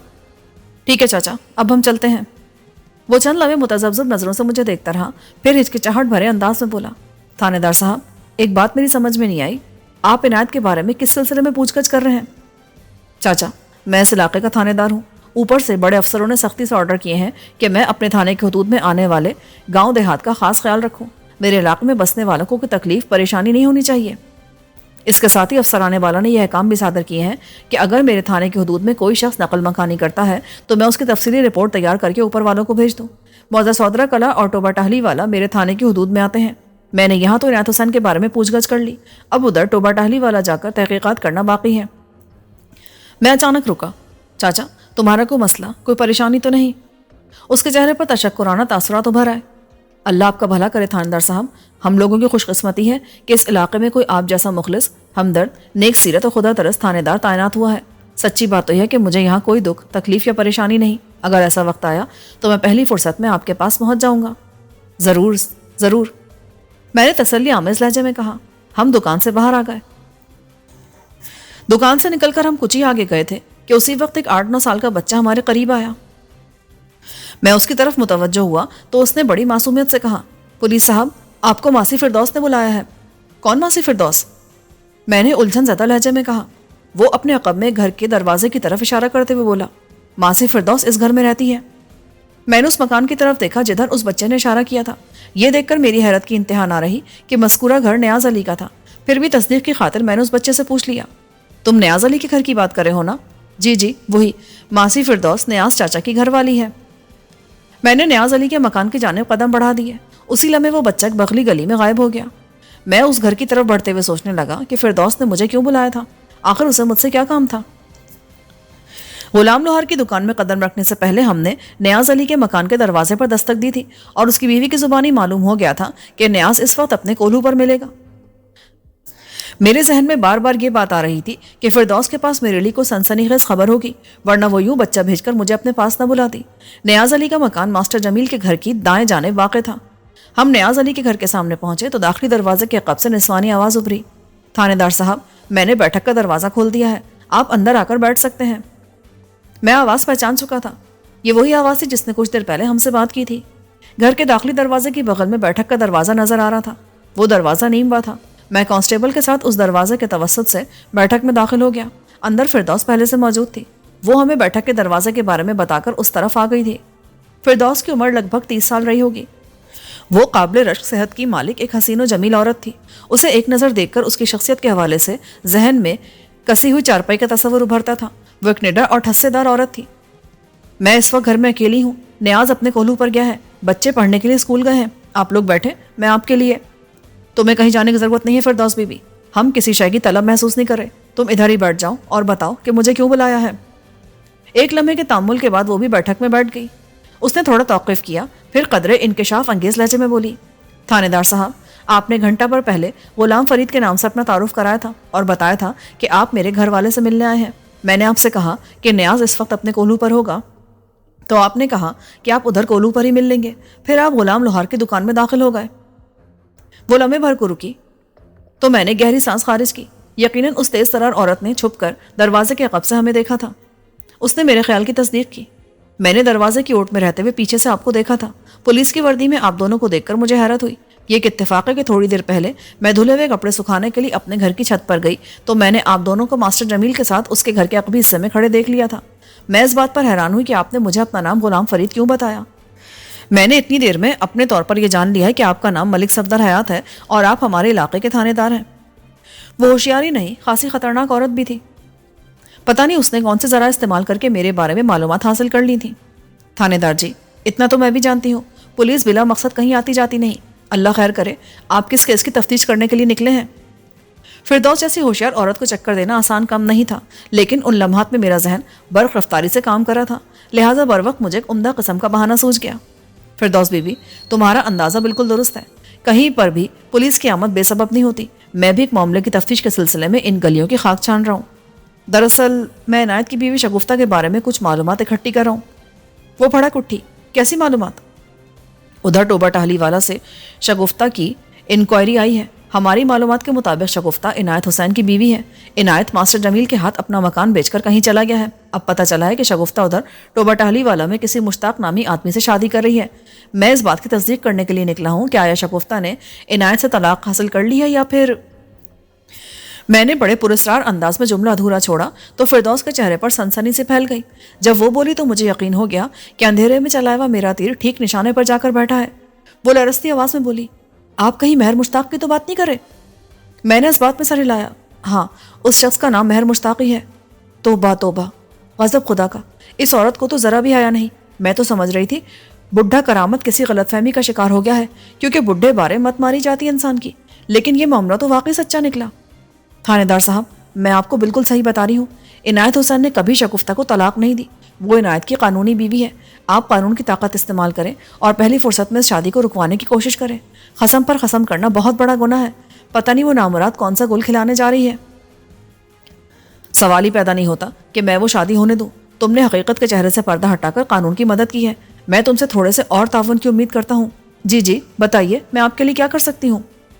فردوس بی بی، تم نے تھوڑی دیر پہلے بتایا کہ عنایت کا باپ کرامت شگفتہ کے حوالے سے کسی غلط فہمی کا شکار ہو گیا تھا۔ یہ کیا قصہ ہے؟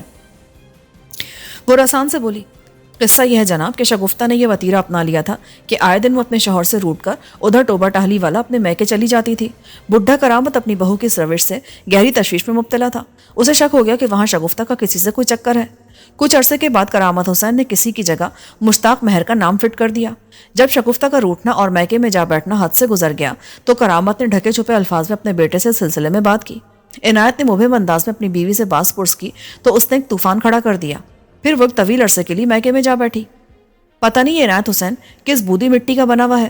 اس کی جگہ کوئی اور مرد ہوتا تو وہ اپنی بیوی کو زندہ گاڑ دیتا یا ٹکڑے کر کے بھوکے کتوں کے آگے ڈال دیتا۔ بیوی کی ایسی حرکتیں کوئی بےغیرت مرد ہی برداشت کر سکتا ہے یا پھر کوئی ایسا شخص جو مرد کہلانے کے قابل ہی نہ ہو۔ آخری جملے اس نے بڑے زہریلے انداز میں ادا کیے۔ اس کے الفاظ سے ترشی ٹپکتی تھی۔ وہ بہادر ہونے کے ساتھ ساتھ کافی حقیقت پسند بھی لگتی تھی۔ دلچسپ نظر سے اس کی طرف دیکھتے ہوئے میں نے اس کے دوبارہ بولنے کا انتظار کیا۔ اس نے مخصوص منفی انداز میں سر کو ایک دو جھٹکے دیے اور تلخی سے بولی، شگفتہ کو روٹ کر اپنے میکے بیٹھے چند ہی روز گزرتے تھے کہ عنایت منت سماجت کر کے ٹوبہ ٹہلی والا پہنچ جاتا۔ کچھ دن اس کی خوشامد درآمد میں گزارتا اور اسے منا کر یہاں لانے میں کامیاب ہو جاتا۔ وہ ہفتہ 10 دن یہاں رکتی، پھر کسی بے بنیاد بات پر جھگڑے کی عمارت کھڑی کر کے اپنے میکے چلی جاتی۔ ان دنوں بھی وہ ٹوبہ ٹہلی والا گئی ہوئی تھی جب عنایت اپنا مکان بیچ کر گیا۔ میں نے اس کے اس تعاون پر اس کا شکریہ ادا کیا اور اٹھتے ہوئے سرسری انداز میں پوچھ لیا، سننے میں آ رہا ہے عنایت حسین یہاں کی زمین اور مکان بیچ کر اپنی سسرال ٹوبہ ٹہلی والا گیا ہے۔ تمہارے سلسلے میں کیا خیال ہے؟ میرا خیال ہے وہ ادھر نہیں گیا ہوگا۔ وہ سوچ میں ڈوبے لہجے میں بولی، اگر عنایت ٹوبہ ٹہلی والا میں موجود ہوگا تو پھر شگفتہ مہر مشتاق سے شادی نہیں کر سکے گی۔ تمہاری بات میں وزن ہے، میں نے سراہنے والے انداز میں کہا۔ میں بہت جلد ٹوبہ ٹہلی والا جانے کا ارادہ رکھتا ہوں، پھر ساری حقیقت کھل کر سامنے آ جائے گی۔ ویسے مشتاق ہے کون؟ کوئی غیر تھوڑی ہے، مہر مشتاق شگفتہ کے چاچے کا بیٹا ہے۔ اچھا تو یہ بات ہے؟ جی ہاں تھانے دار صاحب۔ میں نے ایک مرتبہ پھر اس کے رضاکارانہ تعاون کا شکریہ ادا کیا اور کانسٹیبل کے ساتھ نیاز علی کے گھر سے باہر نکل آیا۔ اگلے روز میں نے ASI بشارت مرزا کو اپنے ساتھ لیا اور موزہ ٹہلی والا روانہ ہو گیا۔ جب تک عنایت حسین یا اس کی بیوی شگفتہ سے میری ملاقات نہ ہو جاتی اس کیس کا اونٹ کسی کروٹ نہیں بیٹھ سکتا تھا۔ رات بھر میرا ذہن اسی مسئلے کی گتھیاں سلجھانے میں مصروف رہا تھا اور میں 2-3 گھنٹے سے زیادہ کی نیند نہیں لے سکا تھا۔ اس کم خوابی کے اثرات مجھے اپنے اعصاب پر محسوس ہو رہے تھے، لیکن بہرحال یہ تو فرائض منصبی کا حصہ اور تقاضا ہے۔ رات کو سوچنے کے دوران میں خون آلود دندانے دار درانتی پر بھی فوکس کر رہا تھا۔ وہ درانتی بزبان خاموشی یہ اعلان کرتی سنائی دیتی تھی کہ اس کی مدد سے کوئی خونی واردات عمل میں لائی گئی ہے، کوئی واردات قتل۔ اس رخ پر سوچتے ہوئے فردوس کے کہے ہوئے الفاظ اچانک میرے ذہن میں جلنے بجھنے لگے۔ اس نے بڑی تلخی سے کہا تھا، اگر عنایت کی جگہ کوئی اور مرد ہوتا تو وہ اپنی بیوی کو زندہ گاڑ دیتا یا ٹکڑے کر کے بھوکے کتوں کے آگے ڈال دیتا۔ کسی کو زمین میں گاڑا جائے یا ٹکڑے کر کے بھوکے کتوں کے سامنے پھینک دیا جائے، بات تو ایک ہی ہے، یعنی قتل۔ تو کیا واقعی عنایت حسین کی غیرت اچانک جاگ اٹھی تھی اور اس نے اپنی بے راہ رو بیوی کو موت کی گھاٹ اتار دیا تھا؟ یہ ایسا سنسنی خیز و خطرناک سوال تھا کہ مجھے اپنے رگو پے میں سنسناہٹ سی دوڑتی محسوس ہونے لگی۔ اس کے ساتھ ہی خون آلود درانتی کا معمہ بھی حل ہوتا نظر آنے لگا۔ یہ ہو سکتا تھا کہ عنایت نے اس درانتی کی مدد سے اپنی بیوی کا گلا کاٹ ڈالا ہو اور بعد ازاں آلہ قتل کو گندم والے پڑھولے میں چھپا دیا ہو۔ ان امکانی باتوں کی تصدیق یا تردید ٹوبہ ٹاہلی والا پہنچ کر ہی ہو سکتی تھی۔ اگر عنایت نے واقعی اپنی بیوی کو قتل کیا تھا تو پھر شگفتہ کو ٹوبہ ٹاہلی والا میں موجود نہیں ہونا چاہیے تھا، مگر وہ وہاں موجود تھی۔ ہم دوپہر کے وقت ٹوبہ ٹاہلی والا پہنچے اور پوچھتے پاچھتے سیدھے شگفتہ کے میکے پہنچ گئے۔ یہ گھر گاؤں کے وسط میں واقع تھا۔ شگفتہ کے باپ یعقوب علی کا عرصہ پہلے انتقال ہو چکا تھا۔ وہ گھر میں اپنی ماں کے ساتھ تھی اور یہ اتفاق تھا کہ اس وقت ان دونوں کے سوا گھر میں اور کوئی بھی نہ تھا۔ شگفتہ کی ماں کا نام شرافت بی بی معلوم ہوا۔ ہماری دستک کے جواب میں دروازہ شرافت بی بی نہیں کھولا تھا۔ جب میں نے اسے بتایا کہ میں موزرہ سودا کلا سے آیا ہوں اور اس کے جوائی عنایت حسین کے بارے میں کچھ معلومات حاصل کرنا چاہتا ہوں، تو وہ ہمیں گھر کے اندر لے گئی۔ پولیس کی وردی کا اپنا ایک روب داب ہوتا ہے، اس کے سامنے بہت سے بند دروازے خود بخود کھل جاتے ہیں۔ شرافت بی بی نے ہمیں بیٹھک میں بٹھانے کے بعد کہا، آپ لوگ اتنی دور سے سفر کر کے آئے ہیں، میں شگفتہ سے کہتی ہوں وہ آپ کے لیے چائے پانی کا بندوبست کرے۔ وہ بڑے نارمل انداز میں بات چیت کر رہی تھی۔ اس کی پیشکش کے جواب میں نے کہا، کسی قسم کے تکلف میں پڑنے کی ضرورت نہیں، ہم تھانے سے ناشتہ کر کے نکلے تھے۔ تھانے دار صاحب، سودرا کلا یہاں سے 8 میل کے فاصلے پر ہے۔ وہ بے تکلفی سے بولی، آپ لوگ گھوڑوں کی پشت پر سوار یہاں پہنچے ہیں۔ سردی کے موسم میں ویسے بھی جسم کو زیادہ گرمی کی ضرورت ہوتی ہے، صبح کا کھائے پہ تو سب برابر ہو گیا ہوگا۔ میں نے زیادہ مزاحمت نہیں کی، واقعی اس وقت مجھے ہلکی ہلکی بھوک محسوس ہو رہی تھی۔ مجھے نیم رضامند دیکھتے ہوئے شرافت بی بی گھر کے اندرونی حصے میں غائب ہو گئی۔ میں اس بیٹھک میں موجود ساز و سامان کا تنقیدی جائزہ لینے لگا۔ جلدی مجھے اندازہ ہو گیا کہ اس گھر کے مالی حالات خاصے اچھے تھے، یعنی وہاں کسی قسم کی کوئی معاشی پریشانی نہیں تھی۔ کچھ دیر کے بعد شرافت بی بی واپس بیٹھک میں آ گئی۔ وہ خالی ہاتھ تھی۔ اس کا مطلب یہی تھا کہ اس نے ہماری خاطرداری کے لیے اپنی بیٹی شگفتہ کو آرڈر دے دیا تھا۔ وہ میرے سامنے ایک موڑے پر بیٹھ گئی اور بڑے تیکھے لہجے میں بولی، لگتا ہے اس مرتبہ عنایت نے شگفتہ کو بلانے کے لیے باقاعدہ پولیس کی مدد لی ہے۔ اس کے طنزیہ جملے نے مجھے چونکنے پر مجبور کر دیا۔ میں نے اسے گھسنے کے لیے سرسری لہجے میں کہا، ہاں کچھ ایسی ہی بات ہے۔ تم نے تنگ آمد بجنگ آمد کے بارے میں تو سنا ہوگا۔ اچھا، تو آپ یہاں عنایت کے لیے جنگ کرنے کے لیے آئے ہیں؟ لیکن شروع میں تو آپ نے بتایا تھا کہ آپ عنایت کے بارے میں کچھ معلومات حاصل کرنے آئے ہیں۔ سچی بات تو یہی ہے، میں یہ جاننا چاہتا ہوں کہ عنایت حسین کہاں ہے۔ اسے کہاں ہونا ہے؟ ادھر سودرا کلا میں اپنے گھر میں ہی ہوگا۔ شرافت بی بی کے اس جملے نے مجھے بڑے واضح طور پر بتا دیا کہ وہ عنایت کے مکان کی فروخت کے بارے میں کچھ نہیں جانتی۔ شرافت بی بی، 2-2.5 ماہ پہلے تک تو وہ سودرا کلا میں ہی تھا، لیکن پھر اس نے اپنا مکان اور زمین فروخت کر دی، مال مویشیوں کو ساتھ لیا اور کہیں چلا گیا۔ اس کے بعد کرامت کے بارے میں پتا چلا کہ وہ اپنی بیٹی کے پاس فرمان کوٹ چلا گیا ہے، اور عنایت حسین کے حوالے سے یہی سننے میں آ رہا ہے کہ وہ یہاں ٹوبہ ٹاہلی والا آ گیا ہے، اسی لیے میں اس کی تلاش میں یہاں آیا ہوں۔ اس نے حیرت، دلچسپی اور تعجب کے ملے جلے تاثرات کے ساتھ میری بات سنی، پھر الجھن زدہ لہجے میں بولی، تھانے دار صاحب، یہ تو آپ بڑی عجیب کہانی سنا رہے ہیں، ہمیں ان واقعات کا بالکل کوئی علم نہیں۔ عنایت تو یہاں نہیں آیا۔ وہ آخری مرتبہ اس گھر میں کب آیا تھا؟ میں نے قدرے سخت لہجے میں پوچھا۔ اس سے پہلے کہ وہ میری بات کا جواب دیتی، بیٹھک کے اندرونی دروازے پر ہلکی سی دستک ہوئی۔ آ جاؤ بیٹی، خیری ہے۔ اگلے لمحے بیٹی ایک ٹرے اٹھائے بیٹھک میں داخل ہوئی۔ وہ یقیناً شگفتہ ہی تھی۔ شرافت بی بی نے بھی تعارف کرا کر تصدیق کر دی۔ میں نے شگفتہ کا جائزہ لیا۔ وہ ایک گوری چٹی اور حسین و جمیل عورت تھی۔ اس کے خد و خال میں خاص قسم کا تناسب پایا جاتا تھا جس نے اس کے حسن کو نکھار دیا تھا۔ وہ جاذب نظر دلکشی کی مالک تھی۔ اس کے سراپا میں وہ سب کچھ شامل تھا جو کسی بھی مرد کو مسخر اور مسحور کرنے کے لیے ضروری ہوتا ہے۔ وہ اس میں بامسمہ کی ایک زندہ مثال تھی۔ یہ بات بخوبی میری سمجھ میں بیٹھ گئی کہ عنایت حسین اپنی بیوی کا گرویدہ کیوں تھا اور وہ کیوں روٹھی ہوئی بیوی کو بار بار منانے کے لیے اس کے میکے آتا تھا۔ اس دوران میں شرافت نے ایک چھوٹی میز ہمارے سامنے رکھ دی۔ شگفتہ نے ٹرے کو اس میز پر رکھا اور جانے کے لیے مڑی ہی تھی کہ شرافت بی بی بولی، شگفتہ تم بھی ادھر ہی بیٹھو، میں چاہتی ہوں تمہاری موجودگی میں تھانے دار صاحب سے بات ہو. یہ لوگ عنایت کے بارے میں پوچھ گچھ کرنے کے لیے آئے ہیں. شگفتہ اپنی ماں کے نزدیک دوسرے موڑے پر بیٹھ گئی. بسم اللہ کریں جناب. شرافت نے کہا. میں نے ٹرے میں موجود لوازمات کا جائزہ لیا. شیشے کے ایک جگ میں گرم دودھ نظر آ رہا تھا. اس کے ساتھ تانبے کے 2 کنگ سائز گلاس بھی موجود تھے. علاوہ ازیں ٹرے میں 2 پلیٹیں بھی موجود تھیں. ایک میں گرما گرم میوے والا سوجی کا حلوہ تھا اور دوسری میں ابلے ہوئے انڈے تھے. چھوٹی چھوٹی پیتل کی 2 کٹوریوں میں پسا ہوا نمک اور کالی مرچ موجود تھی. میں نے بسم اللہ کرتے ہوئے شرافت بی بی سے کہا. تم نے ابھی تک میرے سوال کا جواب نہیں دیا. آخری مرتبہ عنایت اس گھر میں کب آیا تھا؟ اس نے جواب دیا. میرا خیال ہے وہ 3 ماہ پہلے یہاں آیا تھا. کیوں شگفتہ، میں غلط تو نہیں کہہ رہی نا بیٹی؟ نہیں اماں، تمہارا اندازہ بالکل درست ہے. اس کے بعد شرافت بی بی نے شگفتہ کو عنایت کے مکان اور زمین فروخت کرنے کے بارے میں مختصراً بتایا اور یہ بھی کہ کرامت حسین کوٹ فرمان چلا گیا ہے. شگفتہ نے بھی تعجب سے رودات سنی. اس دوران میں وہ حیرت سے پلکیں جھپکتی رہی. آخر میں شرافت نے میری جانب دیکھتے ہوئے کہا. تھانے دار صاحب، ہم اس باپ بیٹے سے سخت تنگ ہیں. کیا آپ کے قانون میں انہیں سدھارنے کے لیے کوئی دفعہ موجود نہیں؟ اگر وہ نہیں سدھر سکتے تو نہ سدھرے، لیکن ہماری جان تو چھوڑ دیں. آپ یقین کریں، میں شگفتہ کی وجہ سے سخت پریشان ہوں. اب تک اس کیس کے کرداروں کی جو کہانی میرے علم میں آئی تھی، شرافت بی بی اس کے بالکل برعکس صورتحال پیش کری تھی. میں نے سوچا کہ اس سے کھل کر بات کر لوں تاکہ دودھ کا دودھ اور پانی کا پانی ہو جائے. میں نے نہایت ہی مختصر مگر جامع الفاظ میں ان دونوں کو اپنی معلومات سے آگاہ کیا تو شرافت بی بی کانوں کو ہاتھ لگاتے ہوئے بولی.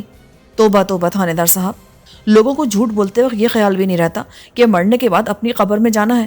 وہاں کوئی کسی کا نہیں ہوگا، صرف اپنے اعمال ہی کام آئیں گے. میں آپ کو بتاتی ہوں جی کہ حقیقت کیا ہے. میری بیٹی نے جتنا برداشت کیا شاید ہی کوئی دوسری لڑکی اتنی ہمت کر سکے. عنایت کے ساتھ ساتھ اس نے اس اندھے کرامت کی خدمت میں بھی کوئی کسر نہیں چھوڑی، لیکن اس کی قدر نہیں کی گئی. اس خرابی کی اصل جڑ وہ بڈھا خبیث ہے. کرامت کسی شیطان سے کم نہیں تھانے دار صاحب. اگر شگفتہ کی ساس نہیں تو کیا ہوا؟ ایک کرامت 100 ساسوں پر بھاری ہے. اس نے اپنی حرکتوں اور کمینگیوں سے شگفتہ کو کون کون سی اذیت نہیں دی. اس کے کردار پر حملے کیے گئے. اس مردود کرامت نے الزام لگا کہ شگفتہ بد چلن ہے. ادھر میکے میں اس کا کوئی یار بستا ہے، اسی لیے قسم کے گھر میں اس کا دل نہیں لگتا. وہ بہانہ بے بہانہ ناراض ہو کر ٹوبہ ٹاہلی والا چلی آتی ہے. وہ جذبات کی رو میں طوفانی رفتار سے بولتی چلی گئی. عنایت دل کا زیادہ برا نہیں ہے، لیکن وہ کرامت کی مٹھی میں بند ہے. جب بھی کوئی فتنہ اٹھا، کوئی جھگڑا ہوا، اس نے اپنے باپ کا ساتھ دیا. عورت ذات کہاں تک مقابلہ کرے گی جناب؟ جب پانی سر سے گزرنے لگتا تو شگفتہ میرے پاس آ جاتی. برے وقت میں اولاد کے لیے ماں ہی سب سے بڑا سہارا ہوتی ہے. اگر شگفتہ کا پیو زندہ ہوتا تو ہمیں یہ دن نہ دیکھنا پڑتا. اس کی آواز بھر آ گئی. کچھ دیر کے بعد وہ پھر بولی. شگفتہ جب بھی روٹ کر میکے بیٹھی، چند دن بعد ہی عنایت اسے منانے آ جاتا. مجھے اس بات کا احساس ہے کہ عنایت شگفتہ کو چاہتا ہے، لیکن ایسی چاہت کیا کسی کھو میں ڈالنی ہے جس کے بدلے لات جوتے ملے اور بدنامی رسوائی حصے میں آئے. عنایت تو ایک طرح سے اپنی جگہ ٹھیک تھا، لیکن جب تک کرامت اس کے ساتھ نتھی تھا، شگفتہ کے لیے حالات ٹھیک نہیں ہو سکتے تھے. میں نے جب بھی سمجھا بجھا کر شگفتہ کو شوہر کے ساتھ روانہ کیا تو بڑے واضح الفاظ میں کہہ دیا کہ یہ آخری موقع ہے. وہ اپنے گھر کے ماحول کو ٹھیک کرنے کی کوشش کرے، ورنہ اب کی بار اگر شگفتہ ٹوبہ ٹاہلی والا آ گئی تو پھر کبھی سودرا کلا نہیں جائے گی. وہ ہر مرتبہ وعدہ کرتا کہ اب کوئی بدمزگی نہیں ہوگی، لیکن کچھ ہی دنوں بعد شگفتہ روتی دھوتی پھر میرے پاس پہنچ جاتی. تھانے دار صاحب، میں نے آپ کو بتایا ہے نا، عنایت 3 ماہ پہلے شگفتہ کو لینے ہمارے گھر آیا تھا. اس بار میں نے اس کی منت خوشامد کو کوئی اہمیت نہ دی اور اس کے ہر وعدے کو رد کرتے ہوئے 2 ٹوک الفاظ میں کہہ دیا، جب تک اس گھر میں کرامت حسین موجود ہے میری بیٹی وہاں نہیں جائے گی. اس نے مجھ سے پوچھا میں اپنے ابا کو کہاں بھیج دوں. میں نے حتمی انداز میں کہا، یہ سوچنا تمہارا کام ہے. اگر شگفتہ کو تم الگ گھر میں اپنے ساتھ رکھ سکتے ہو تو ٹھیک ہے، ورنہ بھول جاؤ اسے. وہ میری خوشامد کرتے ہوئے کہنے لگا، میں شگفتہ کو نہیں بھول سکتا. میں نے کہا، اگر تمہیں شگفتہ کی اتنی ضرورت ہے تو اس کے لیے رہائش کا الگ انتظام کرو. یہ بات لکھ کر رکھ لو کہ شگفتہ کسی ایسے گھر میں قدم بھی نہیں رکھے گی جہاں کرامت حسین موجود ہو. وہ گہری سوچ میں ڈوب گیا. اس سوچ میں فکر اور پریشانی بھی شامل تھی. میں نے اسے کڑے امتحان میں ڈال دیا تھا اور میں اس معاملے میں خود کو حق بجانے بھی سمجھتی تھی. کافی سوچ بچار کے بعد عنایت نے تھکے ہوئے لہجے میں کہا، ٹھیک ہے، میں جا رہا ہوں. میں اس وقت تک شگفتہ کو لینے نہیں آؤں گا جب تک ابا کا کو مناسب بندوبست نہ کر لوں. یہ کہہ کر وہ خاموش ہو گئی. تھانے دار صاحب، وہ دن اور آج کا دن میں اور شگفتہ اس کی راہ دیکھ رہے ہیں کہ کب وہ اس منحوس کرامت کا بندوبست کر کے واپس آتا ہے. وہ تو نہیں آیا، لیکن آپ اس کے حوالے سے ایک عجیب و غریب کہانی لے کر آ گئے. میں نے شرافت بی بی کی پوری بات توجہ سے سنی اور گہری سوچ میں ڈوب گیا. اس گفتگو کے دوران میں شگفتہ بھی تھوڑے تھوڑے وقفے سے تائیدی اور تصدیقی لقمے دیتی رہی تھی. اس وقت کیس کی جو صورتحال ابھر کر سامنے آئی اس میں بہت کچھ الجھا ہوا تھا. موقف اور بیان میں دونوں پارٹیوں کے درمیان بہت اختلاف پایا جاتا تھا. میں اس نتیجے پر پہنچا کہ جب تک دونوں فریق روبرو نہیں بیٹھیں گے اور ایک دوسرے کے اعتراضات کی وضاحت یا توجیہ پیش نہیں کریں گے، ان کے مسئلے کا کوئی حل نکالا جا سکتا ہے اور نہ ہی ان کے مابین کسی قسم کے تصفیے کا امکان ہے۔ ایک فریق یعنی شگفتہ اینڈ کمپنی تو میرے پاس تھا، اب مجھے دوسرے فریق یعنی عنایت اینڈ کمپنی کو تلاش کرنا تھا۔ لگے ہاتھوں میں نے شرافت بی بی سے پوچھ لیا، یہ مہر مشتاق کا کیا معاملہ ہے؟ اس کے حوالے سے شگفتہ کے بارے میں جو افواہیں اڑائی جا رہی ہیں ان میں ذرہ برابر بھی حقیقت نہیں ہے جناب۔ مشتاق میرے دیور کا بیٹا ہے، بہت ہی لائق اور بیوہ بچہ ہے۔ اگر آج عنایت شگفتہ کو فارغ کر دے تو میں مشتاق کو شگفتہ سے شادی پر تیار کر سکتی ہوں۔ اس نے لفظ فارغ پر کچھ زیادہ ہی زور دیا تھا، اس کا واضح مطلب طلاق تھا۔ اپنے بارے میں اس نوعیت کی گفتگو سنتے ہی شگفتہ وہاں سے اٹھ کھڑی ہوئی۔ ہم دونوں ٹرے کو فارغ کر چکے تھے۔ اس نے خاموشی سے برتن سمیٹے اور بیٹھک سے نکل گئی۔ میں نے شرافت بی بی سے رازدارانہ انداز سے پوچھا، اس کا مطلب ہے مشتاق شگفتہ کو پسند کرتا ہے؟ میری شگفتہ ہے ہی ایسی کہ کوئی اس رشتے سے انکار کر ہی نہیں سکتا۔ وہ فخری انداز سے بولی، اس کے فخر میں کسی قسم کی ملاوٹ یا مبالغہ نہیں تھا۔ میں نے ٹٹولنے والے انداز میں کہا، کیا شگفتہ اس نئے رشتے کے لیے تیار ہو جائے گی؟ میرا خیال ہے وہ انکار نہیں کرے گی۔ میں نے ڈھکے چھپے انداز مجھ سے چیک کیا ہے، پھر اپنے مشتاق میں کوئی عیب فیل بھی نہیں ہے۔ بس عنایت حسین کا کانٹا نکل جائے تو میں اس نیک کام میں ذرا بھی دیری نہ کروں۔ وہ لمحے بھر کو رکی، پھر خاصے مضبوط لہجے میں بولی، اب اگر عنایت یہاں آیا نا تو میں اس سے یہی مطالبہ کروں گی کہ وہ شگفتہ کو آزاد کر دے۔ روز روز کا لڑائی جھگڑے ختم ہو جائے گا، وہ اپنے گھر میں خوش، ہم اپنے گھر میں خوش۔ میرے لیے اب ٹوبہ ٹہلی والا میں کوئی کام نہیں رہ گیا تھا۔ میں جس مقصد کی خاطر وہاں پہنچا تھا وہ پورا نہیں ہوا تھا۔ اگر عنایت میرے ہتھے چڑھ جاتا تو خون آلو درانتی پر روشنی ڈال سکتا تھا۔ میں اٹھ کھڑا ہوا اور شرافت بی بی سے کہا، میں عنایت کی تلاش میں یہاں آیا تھا اور تمہارا دعویٰ ہے کہ اس نے ٹوبہ ٹہلی والا میں قدم نہیں رکھا۔ تمہارے خیال میں وہ مجھے کہاں مل سکتا ہے؟ اس نے شک آمیز نظر سے مجھے دیکھا اور چپتے ہوئے لہجے میں بولی، آپ نے شروع میں مجھے بتایا تھا کہ عنایت نے اپنے باپ کو ادھر کوٹ فرمان روانہ کر دیا ہے۔ ہو سکتا ہے ادھر آنے کے بجائے وہ خود بھی اپنی بہن کے گھر چلا گیا ہو۔ ہاں، ایسا ہو سکتا ہے۔ وہ گہری نظروں سے مجھے دیکھتے ہوئے بولی، آپ نے بتایا کہ عنایت کے بارے میں معلومات حاصل کرنے کے لیے آپ یہاں آئے ہیں، لیکن اس بات کی وضاحت ابھی تک نہیں ہو سکی کہ آپ کو کس قسم کی معلومات چاہیے۔ اگر عنایت حسین مل جاتا تو اس بات کی وضاحت بھی ہو جاتی۔ میں نے ٹالنے والے انداز میں کہا، لیکن وہ یہاں آیا ہی نہیں، اب اس کی تلاش میں مجھے کوٹ فرمان تک جانا پڑے گا۔ تھانے دار صاحب، میں ایسا محسوس کر رہی ہوں کہ آپ مجھ سے کچھ چھپا رہے ہیں۔ نہیں بتانا چاہتے تو نہ بتائیں، مرضی ہے آپ کی، لیکن اگر عنایت آپ کو کہیں مل جائے تو اسے اس بات کے لیے تیار کرنے کی کوشش کریں کہ وہ میری بیٹی کی جان چھوڑ دے۔ تو اس کا مطلب ہے تم نے شگفتہ کو مہر مشتاق سے بیاہنے کا پکا فیصلہ کر لیا ہے؟ وہ ٹھہرے ہوئے لہجے میں بولی، شادی شادمانی کا نام ہے تھانے دار صاحب، اگر انسان کی زندگی میں خوشی نہ ہو تو ایسے جینے کا کیا فائدہ؟ ٹھیک ہے، اگر میں اس کو ڈھونڈنے میں کامیاب رہا تو اسے پکڑ کر سیدھا ٹوبہ ٹہلی والا لاؤں گا، پھر ساری باتیں ادھر تمہارے گھر بیٹھ کر ہی ہوں گی۔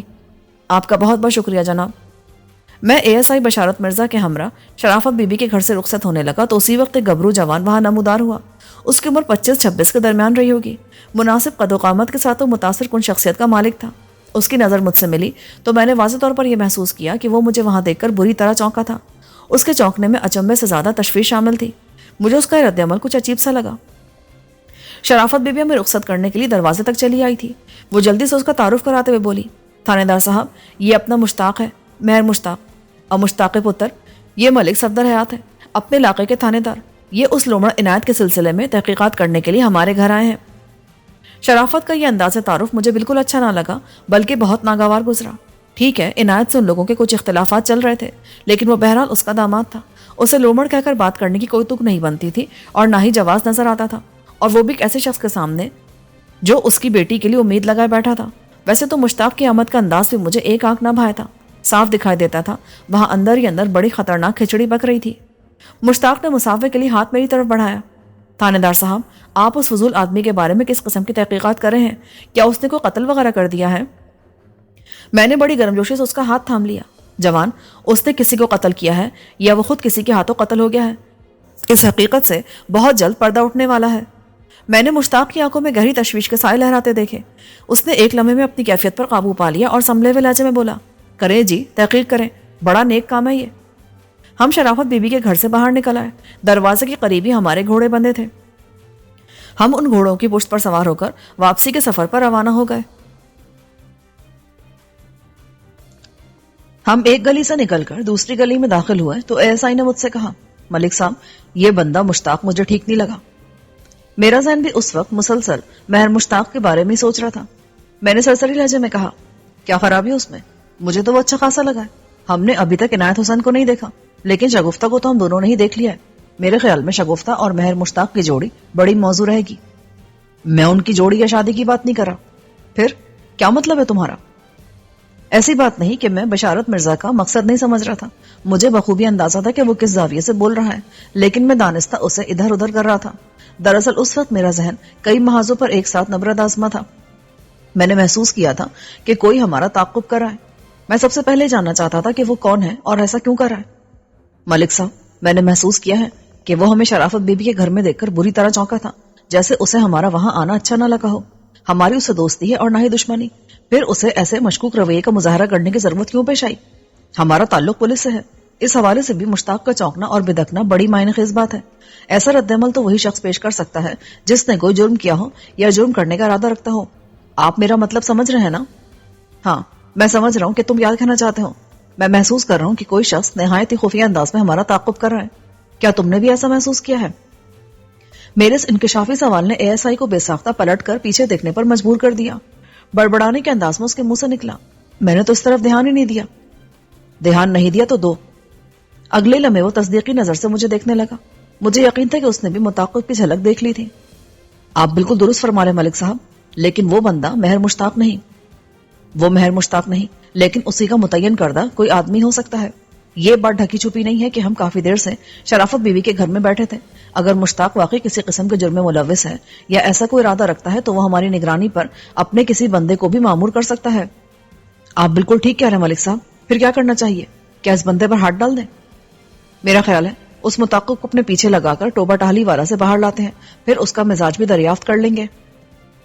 ASI نے میری تجویز سے اتفاق کیا, لیکن ہم جیسے گاؤں کی حدود سے باہر نکلے وہ بندہ غائب ہو گیا.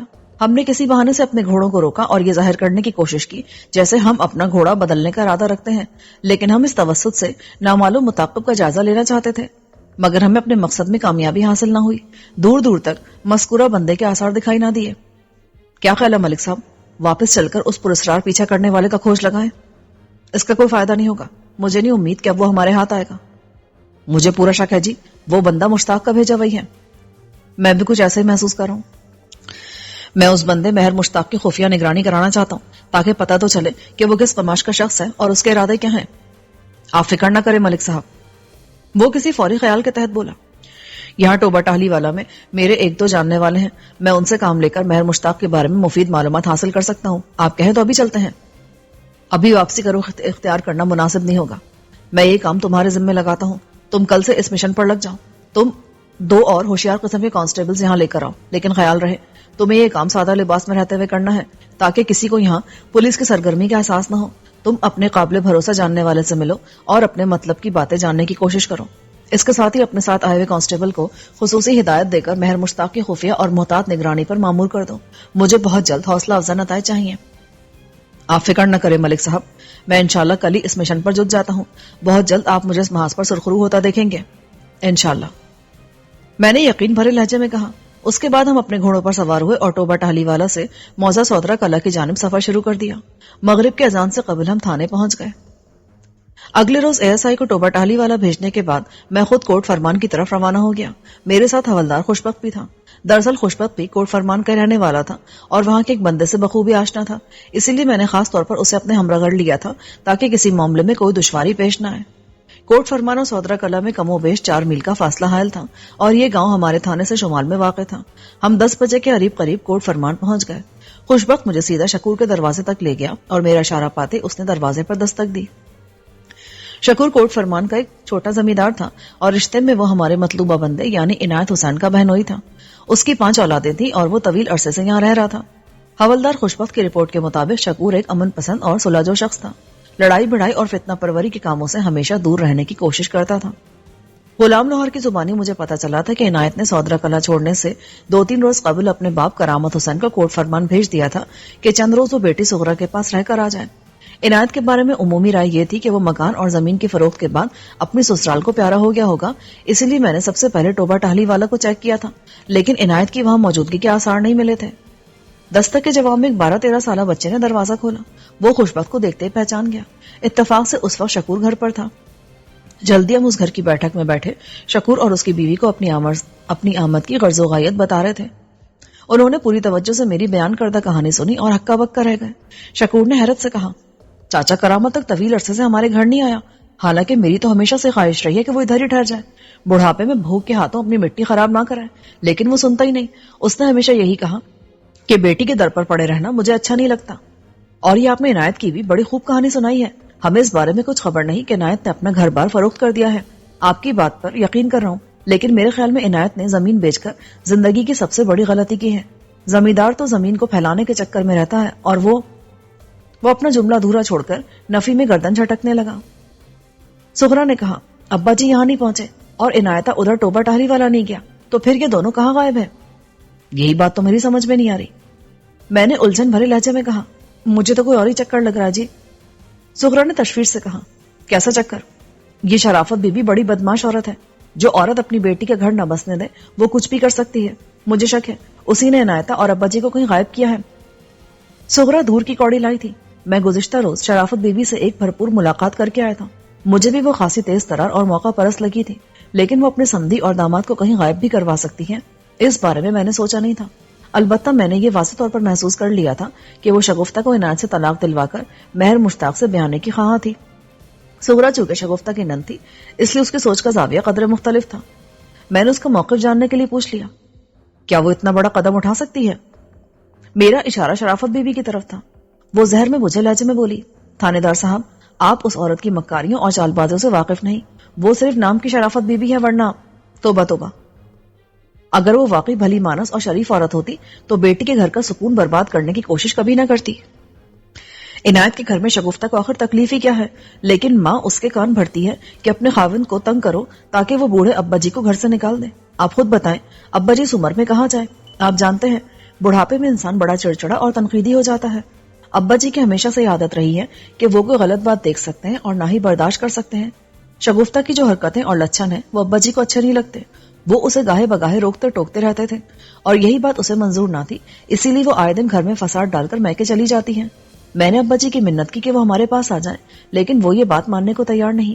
آپ کو پتہ نہیں کہ شرافت بی بی کتنی کمینی عورت ہے، وہ ہر بار عنایتہ سے یہی مطالبہ کرتی ہے کہ وہ ابا جی کو گھر سے باہر کر دے، پھر شگفتہ اس گھر میں قدم رکھے گی۔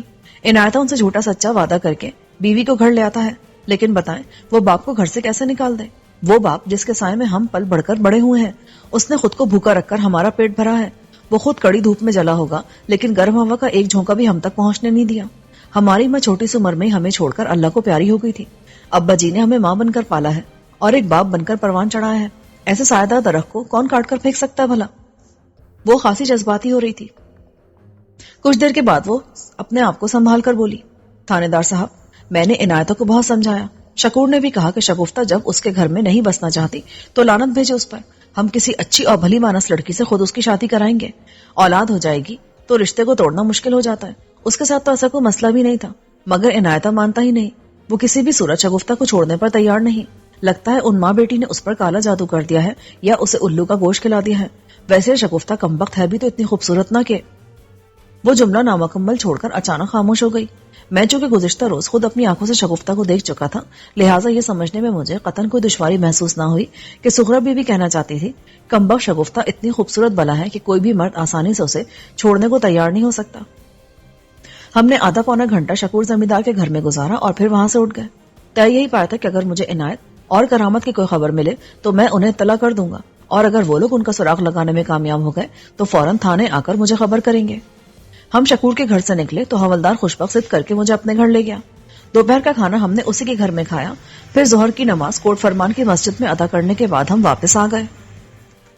اگلے 3 روز کسی قابل ذکر کارروائی کے بغیر ہی گزر گئے۔ ٹوبا ٹالی والا سے گاہے بگاہے مجھے رپورٹ مل رہی تھی، لیکن اس رپورٹ میں ایسی کوئی بات نہیں تھی کہ میں کیل کاٹے سے لیس ہو کر فوراً حرکت میں آ جاتا۔ مشتاق کے بارے میں مجھے بتایا گیا کہ وہ بہت ہی جوشیلا اور جیدار نوجوان ہے، لیکن وہ کسی ایسی کارروائی میں ملوث نہیں پایا گیا تھا کہ اس کے خلاف قانونی چارہ جوئی کی جاتی۔ البتہ یہ خبر مجھ تک پہنچی تھی کہ وہ نہایت پابندی کے ساتھ آزادانہ طور پر شرافت بی بی کے گھر آتا جاتا ہے۔ جس گھر کے لوگ خوش آمدید کہنے کے لیے تیار ہوں وہاں کوئی کیوں نہیں جائے گا؟ مزید ایک ہفتے تک میں نے عنایت اور کرامت کی تلاش کا سلسلہ جاری رکھا. میں نے اپنے بندے ارد گرد گاؤں دیہات میں دور تک پھیلا دیے اور انہیں سختی سے ہدایت کر دی کہ ان باپ بیٹے میں سے جو بھی اور جس حالت میں بھی نظر آئے اسے فی الفور میرے سامنے حاضر کیا جائے. ایسی متلاشی ہر ٹیم کے ساتھ میں نے ایک ایک ایسے مقامی بندے کو بھی نتھی کر دیا تھا جو عنایت اور کرامت کا صورت آشنا تھا, تاکہ پولیس پارٹی کو ان کی تلاش اور شناخت کے سلسلے میں دقت کا سامنا نہ کرنا پڑے. جب تک عنایت میرے ہتھے نہ چڑھ جاتا خون آلو درامتی کا معمہ حل نہیں ہو سکتا تھا, اور جب تک یہ معمہ حل نہ ہوتا میں سکون سے نہیں بیٹھ سکتا تھا. اسی بھاگ توڑ اور ادھیڑ بن میں 15 دن گزر گئے, لیکن کامیابی کا کوئی کونا کوئی سرا ہاتھ نہ آیا. میں جھنجھلاٹ میں مبتلا ہونے لگا. ممکن تھا کہ میں ہمت ہار کر اس کیس کی فائل کو داخل دفتر کر دیتا کہ ایک عجیب و غریب واقعہ پیش آیا. ایک صبح میں تھانے آ کر اپنی کرسی پر بیٹھا ہی تھا کہ مجھے اطلاع ملی کہ کوئی شخص بیری والے کھو میں گر گیا ہے. بیری والا کھو یعنی کنواں موضع سودرا کلا کی حدود میں ہی واقع تھا. یہ ایک متروک کنواں تھا, لیکن پچھلے دنوں ہونے والی لگاتار بارشوں نے دیگر گڑھوں کے ساتھ ساتھ اس میں بھی اچھا خاصا پانی بھر دیا تھا. کسی شخص کے متروک کنویں میں گرنے کی خبر خاصی سنسنی خیز تھی. چنانچہ میں خوشبخت اور 2 کانسٹیبلز کے ساتھ فوراً جائے حادثہ پر پہنچ گیا.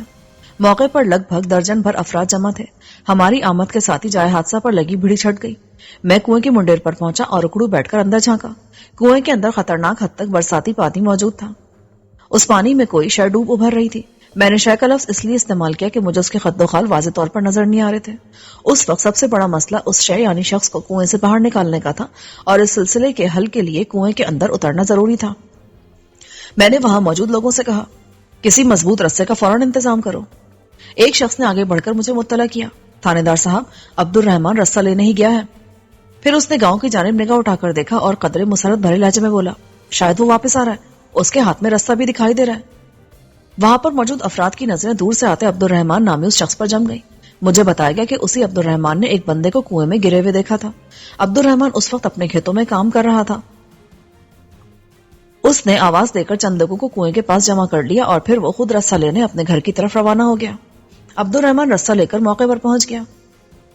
اس مسئلے کا ایک مرحلہ طے ہو گیا تھا. دوسرا مرحلہ کنویں کے اندر اترنے اور ڈوبتے ہوئے شخص کو باہر نکالنے کا تھا, اور یہ خاصا مشکل اور آزمائشی مرحلہ تھا.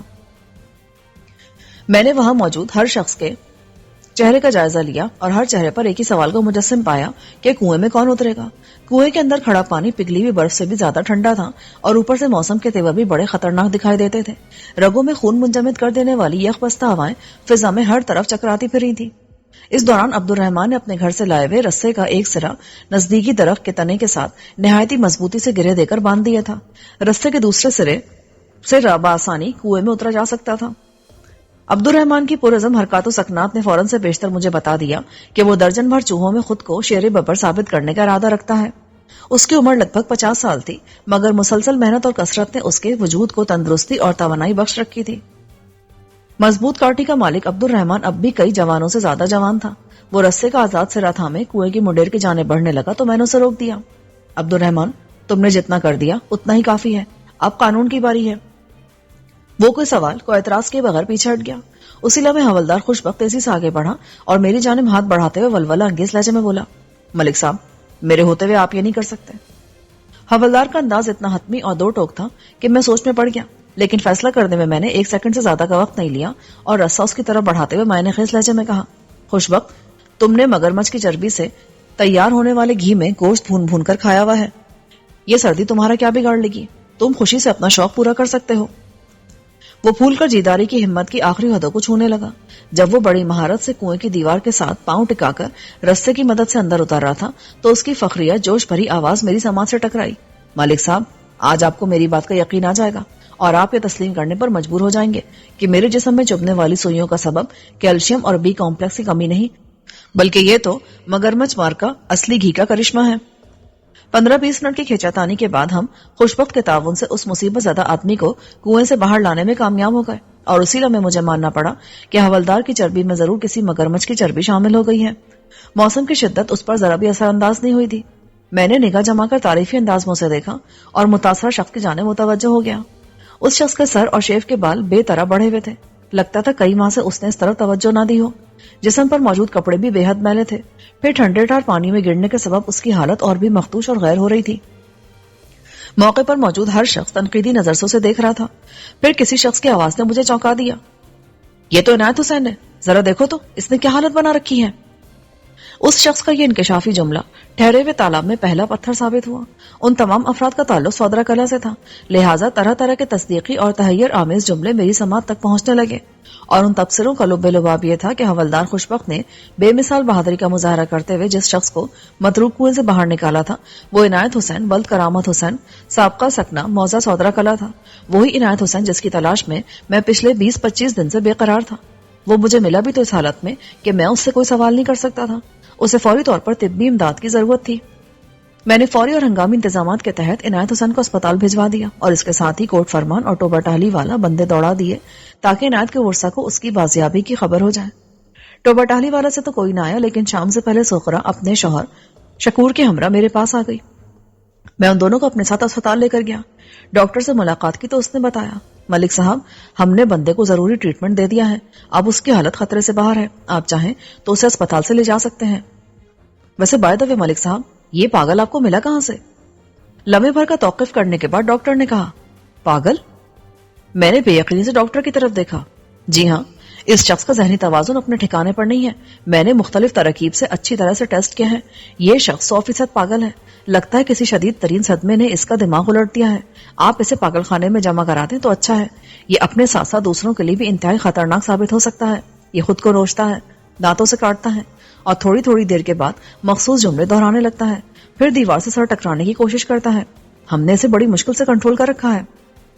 ڈاکٹر کی رپورٹ نے مجھے گہری تشویش میں مبتلا کر دیا، میں اس کی ماہرانہ اور پیشہ ورانہ رائے کو مسترد نہیں کر سکتا تھا، لہٰذا تجسس سے لبریز لہجے میں پوچھا، مثلاً کس قسم کے جملے دہراتا ہے وہ؟ یہی کہ میں بہت ظالم انسان ہوں، میں نے اپنے باپ پر بہت ظلم کیا اور وہ بھی ایک عورت کی خاطر، بیوی کی خوشنودی کے لیے انسان کو اپنی جڑ کا دشمن تو نہیں ہو جانا چاہیے نا۔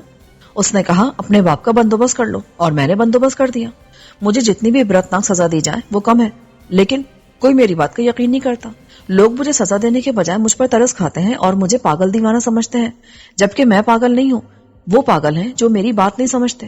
میں نے کتنی مرتبہ مرنے کی کوشش کی مگر مجھے بچا لیا جاتا ہے، میں اندھے کنویں میں کودا، میرا خیال تھا کسی نے مجھے خودکشی کرتے نہیں دیکھا ہوگا، لیکن میری قسمت بری کہ ایک مرتبہ پھر مجھے بچا لیا گیا۔ واقعی میرا جرم اتنا بڑا ہے کہ مجھے بار بار مارا اور بچایا جائے، میں پاگل نہیں ہوں۔ اسی قسم کے جملے بول کر وہ دیواروں سے سر ٹکرانے کی کوشش کرنے لگتا ہے۔ ڈاکٹر مجھے عنایت کی دماغی حالت کے بارے میں بتا رہا تھا اور میں اپنے تصور میں سجی دندانے دار خون آلو درانتی کو دیکھ رہا تھا، وہ منحوس درانتی جس کے بے رحم پھل سے عنایت حسین نے اس مہربان اور سایہ درخت کی جڑ کاٹ ڈالی تھی جو بچپن سے اب تک اس پر سایہ فگن رہا تھا۔